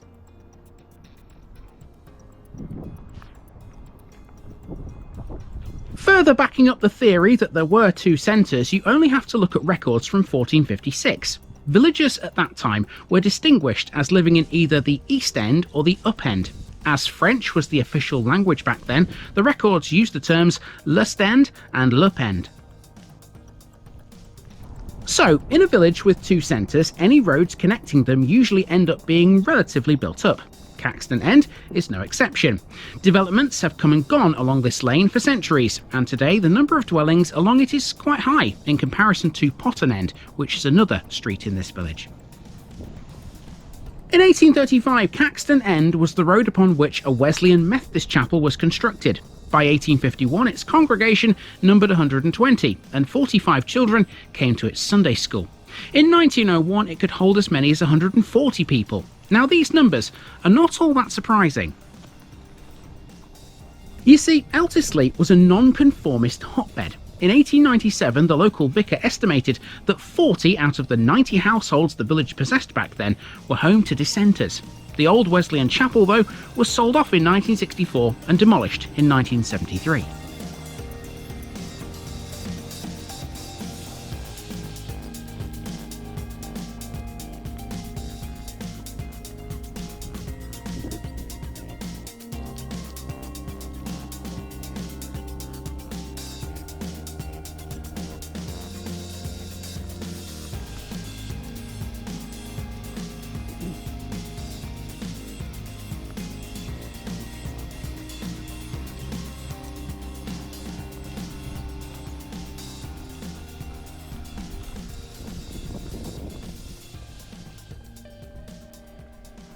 Let's talk schools next. Eltisley hasn't had a school for all that long. There was no school in the 1900 map, however children here have been able to go to school since 1869. How does that work then? Well, all they had to do was walk to Croxton instead. A school for Eltisley's children was built at Croxton by the lord of the manor. He let it rent-free and paid the schoolmistress a salary of £50 a year. Labourers paid a weekly fee for their children to attend, as did farmers who held more than 80 acres. The school transferred to the county council in 1928. Today, the Croxton building has gone, and now we have Newton Primary School here in Eltisley, which caters for children aged 4 to 11. They all come from 6 villages in this part of Cambridgeshire, of which Eltisley and Croxton are 2. On the site as well is the Bluebell Day Nursery, a small, friendly home-from-home nursery based in the grounds. It's registered for 31 children of up to 5 years of age, and it's open Monday to Friday for 51 weeks of the year.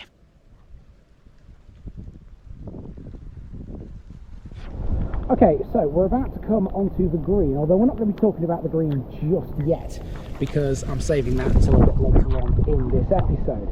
However, when you reach the end of Caxton End here, you're faced with the edge of the green, and on it you can see we have some trees. Now, these aren't just trees, these are actually a war memorial. Eltisley's War Memorial is a little unusual. On the edge of the green here there are 14 trees, and each one of these represents one of the 14 men who died in World War I.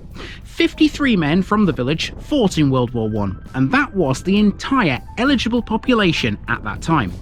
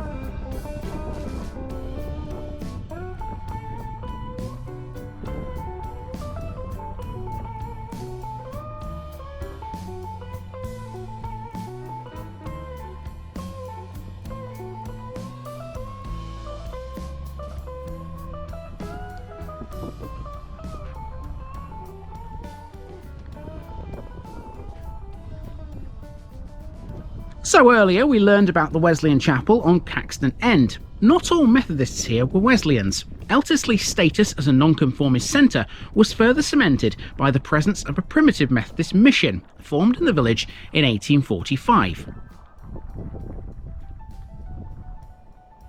A year later, a primitive Methodist chapel was built on the green, but by 1856 it was in poor repair and was demolished to make way for a new one. That chapel is the building you're looking at now. It cost £130 to construct. Although it's a house now, this was still in use in the late 1960s.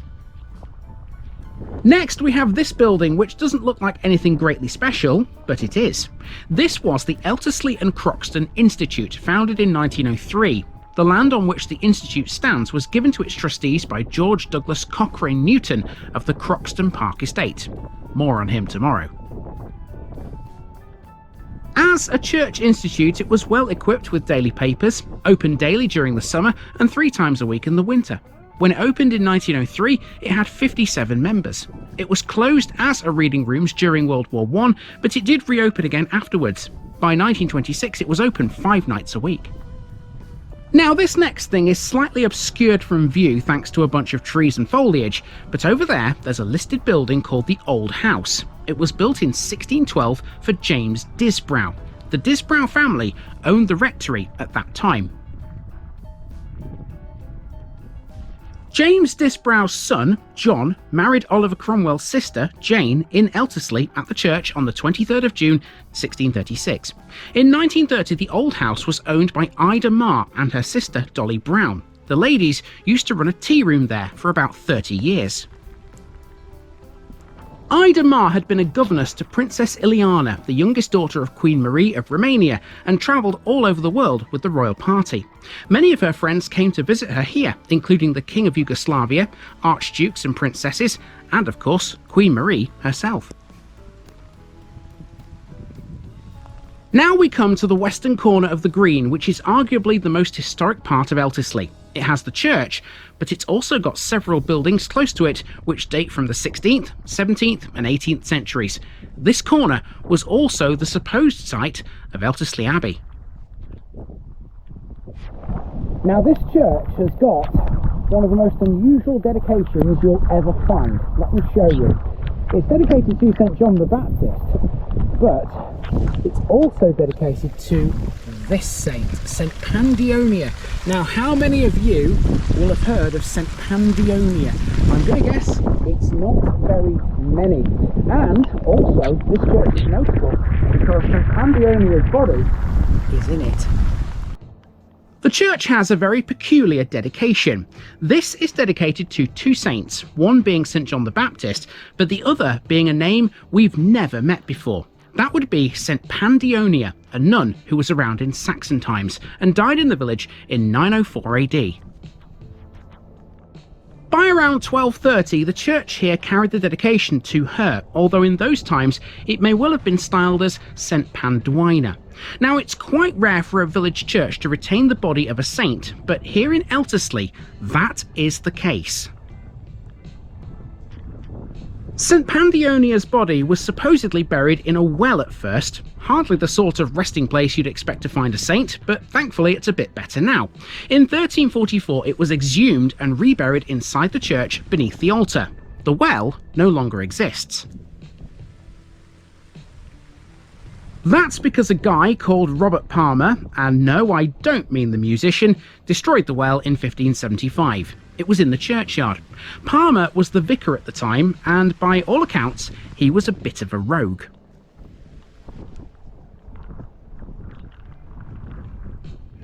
In 1576, he was accused of taking church paving for his own use, permitting the vicarage to be used as an alehouse, and playing cards when he should have been in church.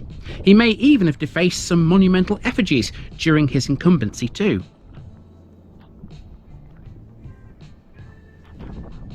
The church you see here is of various dates. The oldest part of the current building is the aisled nave, which dates from around 1200. The tower and the spire were probably built in around the 15th century, but they're not easy to date accurately.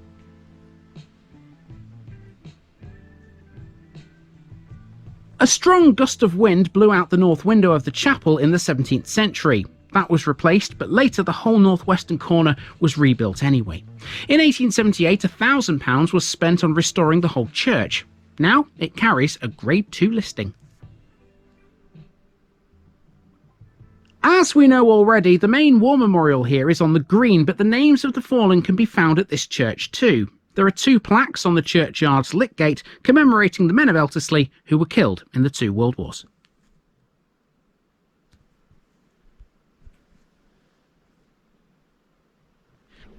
Now this is notable here, people, for tomorrow's episode. Here on the wall you can see we've got a tablet, and it reads, "In dearly loved memory of George Douglas Cochrane Newton, Baron Eltisley of Croxton, KBE, laid to rest in Croxton Churchyard in September 1942, aged 62 years. High Steward of the Borough of Cambridge and formerly Member of Parliament. He loved his country, his work and his friends. This tablet is erected by his devoted wife and daughter. Keep him in mind for tomorrow." Next to the church, there's a moated site. This was referred to on those old maps at the start as the site of Eltisley Abbey. We know for sure that there was a priory of Benedictine nuns in the village, and that ties in nicely with what we know of St Pandionia. But was it here? It was only short-lived, having been apparently destroyed in raids by the Danes in 870 AD. Its supposed location next to the church would make a lot of sense, but this moated site is not the only one Eltisley has. The village has about half a dozen of them. 3 of them have been excavated before now, the most recent being this one next to the church. The so-called site of the abbey was the subject of a talk after being excavated in 2021.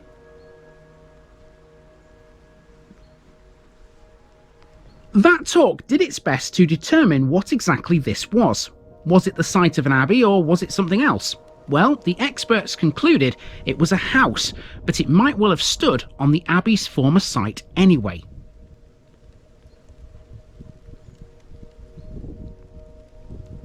The 2021 excavation revealed an L-shaped building. Confirmed by background research, it was determined the house in question was the vicarage, which was built in 1517. Records show it was uninhabitable by the 1780s and was ordered to be demolished. The results of the excavation revealed its fate, but in addition they also found the site was once that of a farm connected to Denny Abbey in the 1260s. So was this ever the site of Eltisley Abbey, or is the 1900 map wrong? It's not known for sure. Over the road from the church there used to be a mill. It's a bit of an odd place for one of those here because there's no obvious watercourse, nor is there a raised portion of land that would have supported a windmill. Nonetheless, today, Mill House dominates the corner. Weirdly, milling isn't what makes this notable anyway. During World War II, Mill House was almost like a maternity hospital. Several babies were born in this property on the green, thanks to the local nurse midwife Nell Rose, who took in pregnant mothers for their confinements. Eltisley doesn't have any shops, nor does it have a post office these days either. It's not hard to imagine though that in times past, with the importance of the roads meeting at the green, that this village would have had both.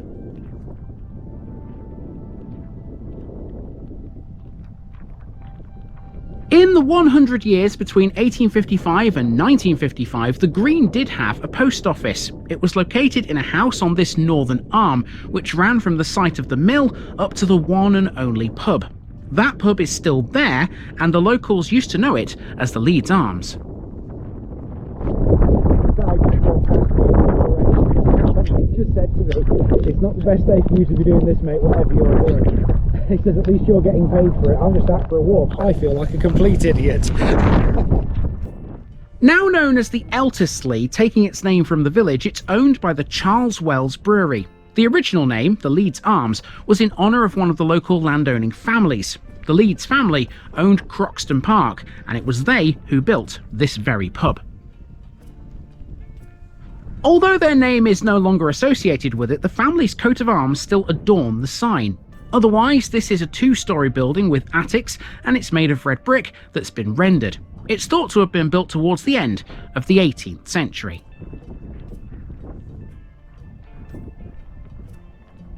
It was first licensed as a public house in 1814. Before becoming a pub, it was a farm. The pub's current terrace was once a stackyard, and the barn and function room elsewhere on its site was once a block of stables.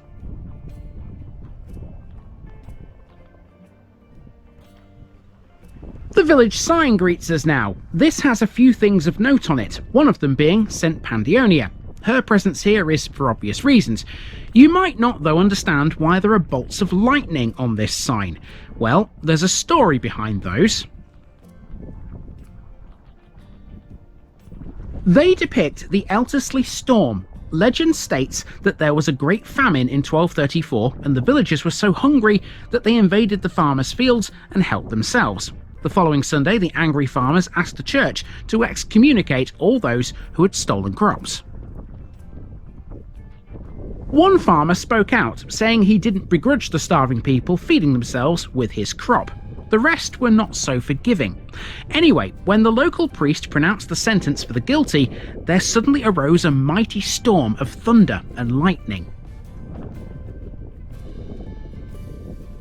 All the corn in the farmers' fields was lifted by this blast from hell, and nothing could grow in them thereafter. All the cattle and even the birds were destroyed. Only one farmer escaped the storm, the honest and just man who spoke out. Now, this story has passed into Eltisley folklore, but there are doubts over its validity. Oddly though, the bit that's supposedly not right isn't the existence of the storm, it's the location of it. The Lansdowne manuscripts refer to it as the miracle of Abbottsley. Abbottsley is another village just 3 miles away, so did it happen there and not here? Well, whatever the case, the Great Storm of Eltisley remains a story that people around here know very well. It'll forever be one of those crazy folk tales we all love. Now, next to the village sign, there's this little brick hut which has got like perspex windows. You can see out onto the green. Now, when I was planning this route, I had no idea what this thing was. It's certainly not a bus stop. There's no bus timetable in here, and that basically confirms that suspicion that it's not a bus stop. I found out what it is because there is a plaque up here that says it's a coronation commemoration shelter opened by the Honourable Lady Fox of Croxton Park, July 13th, 1954. And look at this, there's a parish notice board in it as well, which means finally today I can leave a card somewhere. You remember in Papworth St Agnes I said I wasn't going to be leaving cards today because it's too wet to. They just basically disintegrate in this weather. Well, seeing as this board is inside, that means I can get the cards out, which is fabulous, which means people can actually see that I've been to the place today. So yeah, people of Eltisley, one of my cards is going on this board. Okay. Back out into the rain. Now, there's a great view here of the green. Now, we haven't spoken about the green at all yet. We've walked all the way around it and not really mentioned it. Well, this, it might be familiar to certain people, depending on which TV programmes you watch. So, we've walked 2/3 of the way around the green now, and as yet, we haven't actually talked about it. The green is easily one of the largest in Cambridgeshire. Since 1868, it's been preserved as a recreational and exercise space for parishioners. Cricket is played here in the summer. Eltisley Cricket Club was established in 1854 and it's still going strong to this day. Their first recorded match was in May 1854, a game that saw the team victorious after defeating a side featuring players picked from the surrounding villages. Eltisley won by 6 wickets. In 1967, an episode of the ITV television series The Prisoner filmed some location scenes featuring a cricket match on Eltisley Green. The episode, for those interested, is called The Girl Who Was Death. Many residents were extras, either as cricketers or in the crowd scenes. Eltisley's Cricket Pavilion is a lovely little thatch number that stands on the other side of the road. It used to be all on its own on this side, but now it's been joined by a clutch of newish play equipment, which has enhanced the green somewhat for the local children of late.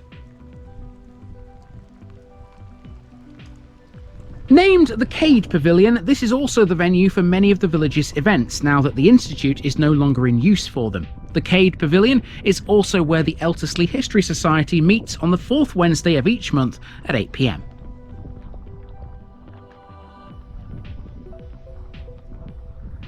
So now we have a simple walk back down Caxton End to complete, and that will finish our route around the village.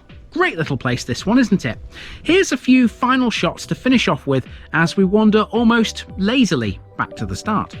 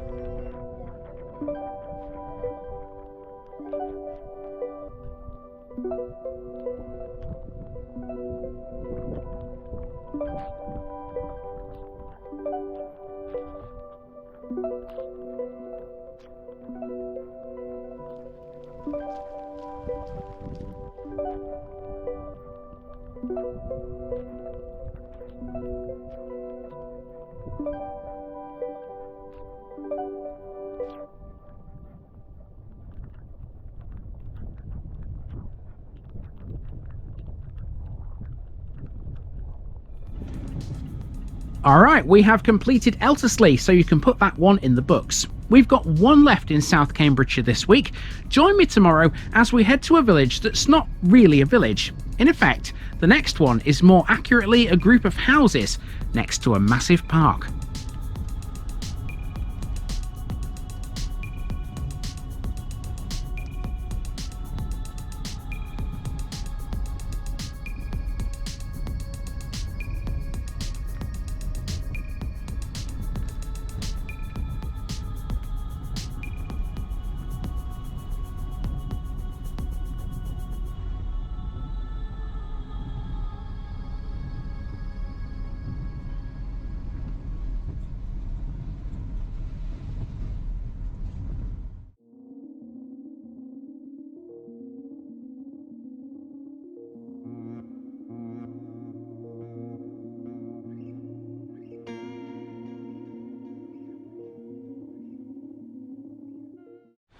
Welcome back to South Cambridgeshire, everybody. We've made it to Friday, and it means that after I've done this walk I can be out of this rain.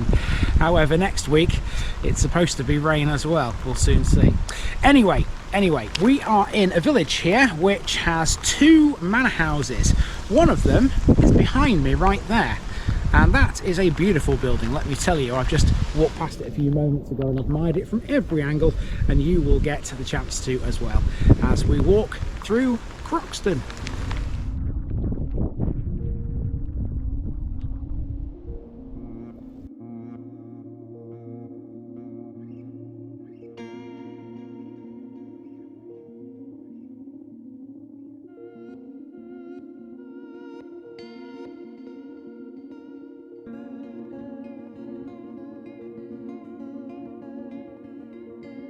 Croxton, Crocker's Farm. Rounding off this run in South Cambridgeshire, we come to Croxton. Now this is a village that's certainly morphed into something unrecognisable from several centuries ago. Croxton is effectively two streets joined together by the A428, but neither of those streets is the actual village. You see, many moons ago now, there was another place in these parts called Westbury, which is now masquerading as Croxton thanks to a few changes in the layout of it all. Although still to the south of the A428, as it always has been, this one's a bit more complicated than it looks. To the east here, there's a massive parkland. Known as Croxton Park, it has a mansion in it which used to be lived in by a few notable names. Two in particular stand out: the Leeds family, who we learned a bit about yesterday, and George Newton, the first Baron Eltisley. Croxton Park is also the name of the house at the centre of it all, and today it's the only house remaining in what used to be Croxton Village. The rest has now disappeared, and Westbury has become the modern Croxton. It's a strange old setup, but it works, somehow. We will have to unpick this one as best we can to make it make sense, but hopefully it does by the end. We have several lovely houses and a fine church to see anyway, so even if it doesn't make sense, this one should at least be easy on the eye. Let's see, shall we?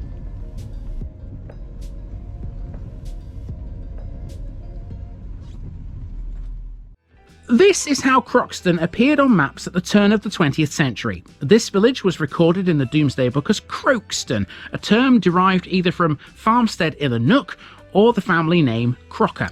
The chances are it was the latter, as this was possibly a late Scandinavian settlement. People have been working and farming the land in these parts for several centuries, but in later times the place has been dominated by the huge Croxton Park and the mansion that sits within it. Owned by the Leeds family since 1571 and the Newtons later, it's still the principal dwelling here. The village of Croxton was to the west, although it wasn't originally. Can you see close to the Croxton Park mansion there are some earthworks marked? That's because Croxton originated there. The modern village is a much later development. So what did we have here in 1900 then? Well, not much, but then again Croxton has never had that much in the way of landmarks anyway, if you don't count the huge Croxton Park mansion. That's really its own thing, separate from the village anyway now. Croxton was mainly houses at this time, the two largest being the Downs, built on what used to be the village green, and the Whitehall a little further along the A428. Near that there was a pub called the Spread Eagle. The only other thing of note was the church, dedicated to St James. In effect, the same setup exists now. The High Street has gained a few more buildings and dwellings, but the general layout and form of Croxton is the same. The pub has gone though, and Croxton has gained a car wash in the form of an old garage close by. So how are we to get around this one then? Well, it's pretty easy thanks to some handy footpaths that cross some of these fields. We'll start on Abbottsley Road and straight away we'll make for the High Street by crossing this field. We'll then explain at that point why Croxton as we know it now is actually Westbury before heading down into Croxton Park. Now we can't go any further than the church there, but we will get a little glimpse at least of the massive parkland to the east. Turning around, we'll then head back up the High Street to the Downs. The A428 will then transport us up to the Whitehall and the Spread Eagle pub before we return to the start again via Abbottsley Road. Let's do it. Driving into Croxton from Eltisley means using the A428. Look to your right as we do and you may just catch a glimpse of the old school which children from Eltisley used to attend before the current one was built on Caxton End in that village. Soon enough, the A428 will not be as busy as it is now. Croxton is another village which will be greatly bypassed by the route of the Black Cat to Caxton Gibbet improvement scheme that's currently underway. For now though, traffic still passes through this village. Croxton isn't though the sort of village that lines a major road. There are two pieces to this one which are both offshoots from the A428. One of them is the High Street, which leads to the church and Croxton Park. The other is where we're about to park, Abbottsley Road. So our first task on foot here is to make our way between Abbottsley Road and the High Street. Now to do that you can walk down the A428, which we will later. There is a second way though, and that's to use this footpath. This crosses some former parkland.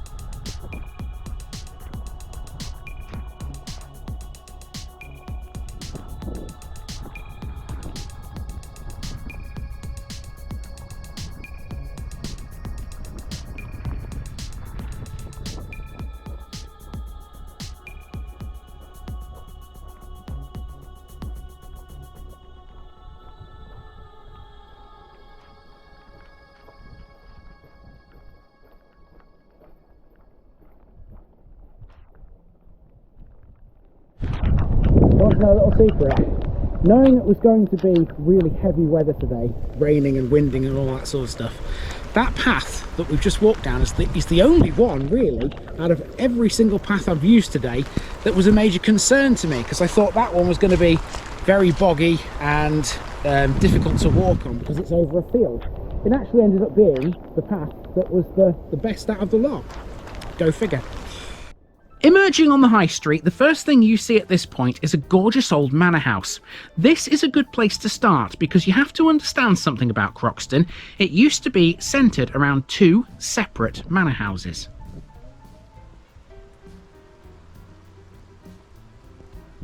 One of them was at Westbury and the other was the manor house of Croxton.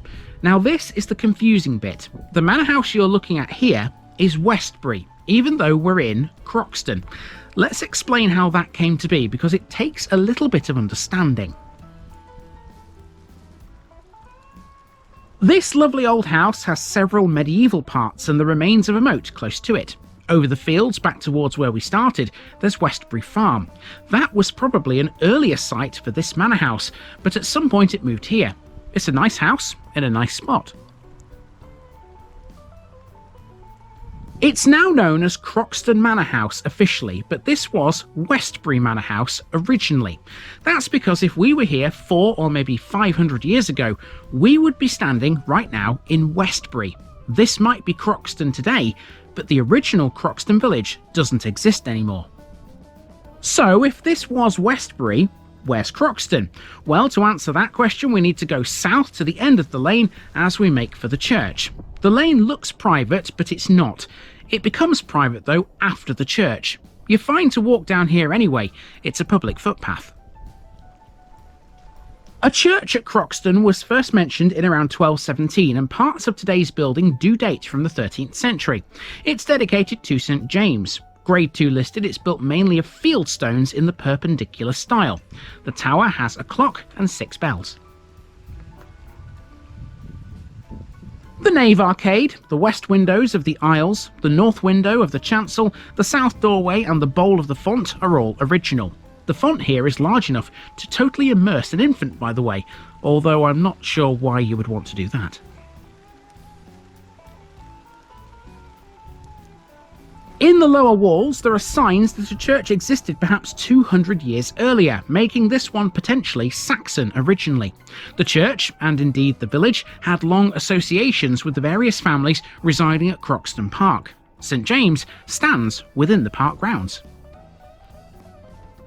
There's a war memorial in the churchyard here which commemorates the Croxton men who died in both World Wars. It was erected in 1920. Elsewhere in the churchyard there's another historic cross which is now a monument commemorating the vicar, but it was for preaching in medieval times originally. It has a very gnarled octagonal base and a head with 4 niches containing carvings. They've suffered from the elements and are cloaked in delicate frilly lichen, but they are the crucifixion, St Michael weighing souls, a bishop squashing a dragon, and St Anthony with a pig. Now it seems that a street to the east of the church formed the main village of Croxton at one time. After enclosure in 1818, the old rectory was demolished and an ornamental lake was created on its site. By 1826, nearly all of the other houses are gone. Only one remained, and it's still here. Now we can go no further than the church here because after it the road becomes private. It leads into the huge Croxton Park, a vast swathe of parkland that covers the eastern half of the parish. Within that park is the one remaining house, the Grade 2 listed mansion called Croxton Park. Croxton Park was the historic seat of the Leeds family, the very mob that built the Leeds Arms in Eltisley. The current red brick 3-storey house was constructed in around 1761 by Edward Leeds and probably incorporated parts of a previous Tudor building. The Leeds family will have known that Tudor building actually, because they were the owners of the Croxton estate from at least 1571 onwards. It was in that year that Dr. Edward Leeds purchased it and was quick to lay out formal gardens and a deer park to the north of whatever house was there at the time.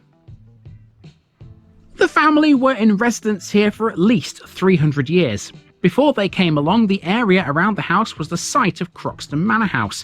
There are earthwork traces and even a moated site near the mansion, which shows the remains of the medieval village. Now you know where it was. Later, Sir George Douglas Cochrane Newton, who was an MP for Cambridge and later became the first Baron Eltisley, was lord of the manor and principal landowner of Croxton Park. He was responsible for the return of arable farming in the area, actually. After a period of sheep farming around here, its return in the 19th century and on into the 20th saw Newton awarded a title in 1934 for his services to agriculture. He was lauded in particular for the introduction of mechanised ploughing to the heavy clay soils of East Anglia. Educated at Eton and at Trinity College, Cambridge, he was appointed High Sheriff of Cambridgeshire and Huntingdonshire in 1909, and then between the wars he was elected as a Member of Parliament via a by-election following the resignation of Sir Eric Geddes. Newton retained the seat at the 1922 general election and was re-elected at 4 further elections. He would be elevated to the peerage in 1934 as Baron Eltisley of Croxton.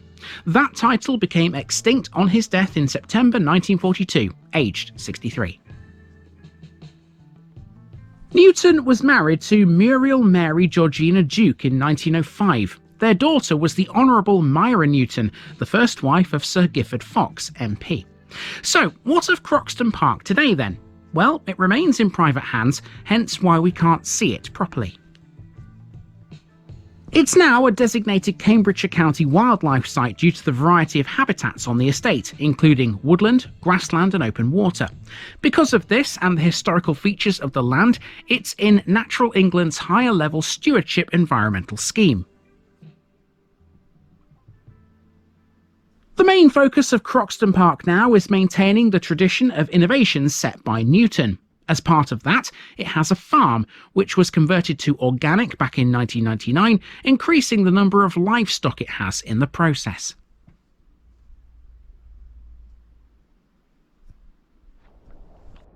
Now we're heading up the high street towards the A428. This is all housing until we reach that road, and just before we do, we'll come to the biggest of the lot.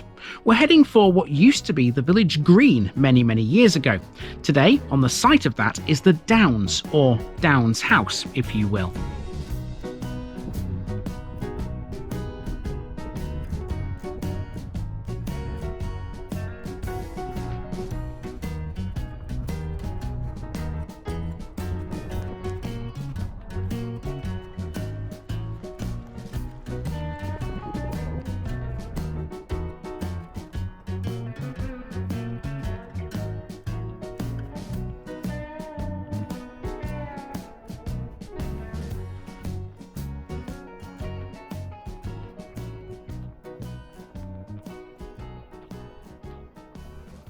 Now, for the most part, this is obscured by trees, but then again, that's normal for these big houses. What's new, eh?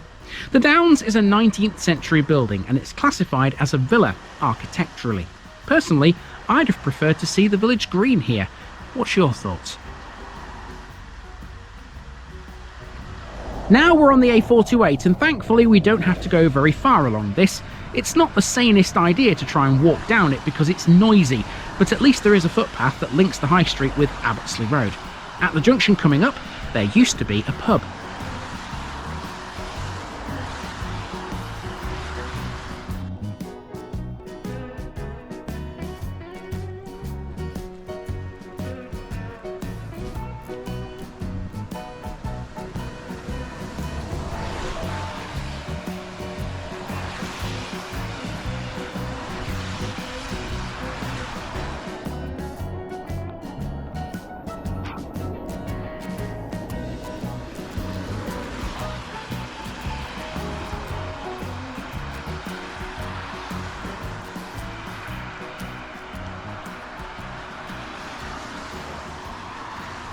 Also on the junction is this house. It's called White Hall, but it ain't very white, is it? One would assume it was maybe white in past times though. That's how places like these get their names. Behind this there's a small industrial estate now, suggesting it's also been vastly reduced in size. So here's the pub, and it was called the Spread Eagle. It's the only one Croxton has ever had to its name, and since 1999 the village has been without one. That's when this closed, and it was subsequently converted into the residential dwelling it still is now. The pub may have gone, but Croxton has gained, next door, a garage. You can't get petrol here anymore though. This was the former Kuwait petrol station, which closed in 2001, or thereabouts. It became a car wash in 2004, so you might not be able to get gas now, but you can get suds instead. Car washes don't do much business in this weather. You can't really blame them really, because people aren't going to want to wash the car when it's raining cats and dogs. And anyway, if they were that bothered about it, if the car was dirty, just basically leave it out in the rain for an hour, job done for free.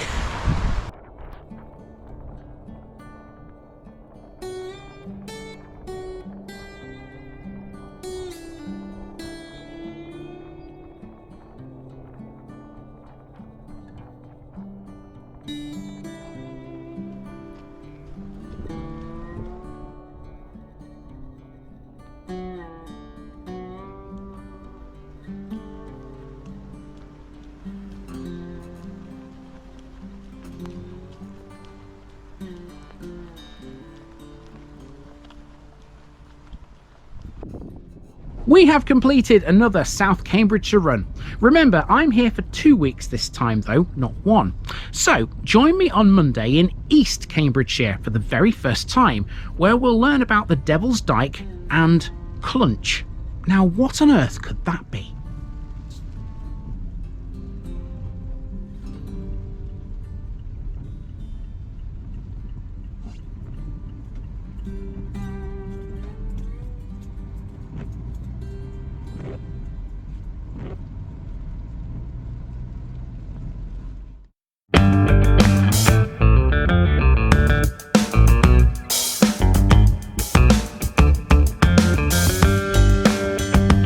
Now, just before I go, remember, this video is part of a huge project to visit every civil parish in England. That's more than 10,000. These routes are pre-planned, and due to time constraints, I can't cover every detail or walk down every street. Please don't complain if this video missed something out. I pronounce names how I choose to. I am very aware that local dialect may vary, and I don't take kindly to criticism about this. You've been warned. It's impossible to know everything too. If this video was terrible, make your own. If you're a regular watcher of The Village Idiot, you're not the only one. If you've got a small business, why not use my videos to advertise it? Leave a comment below if you're interested. And finally, thanks for watching this episode, everybody. Give us a like and a subscribe if you've enjoyed this episode, and share it with your friends and relatives. It all helps to keep this mission going. Until next time, I've been Andy, also known as The Village Idiot, and I'm out.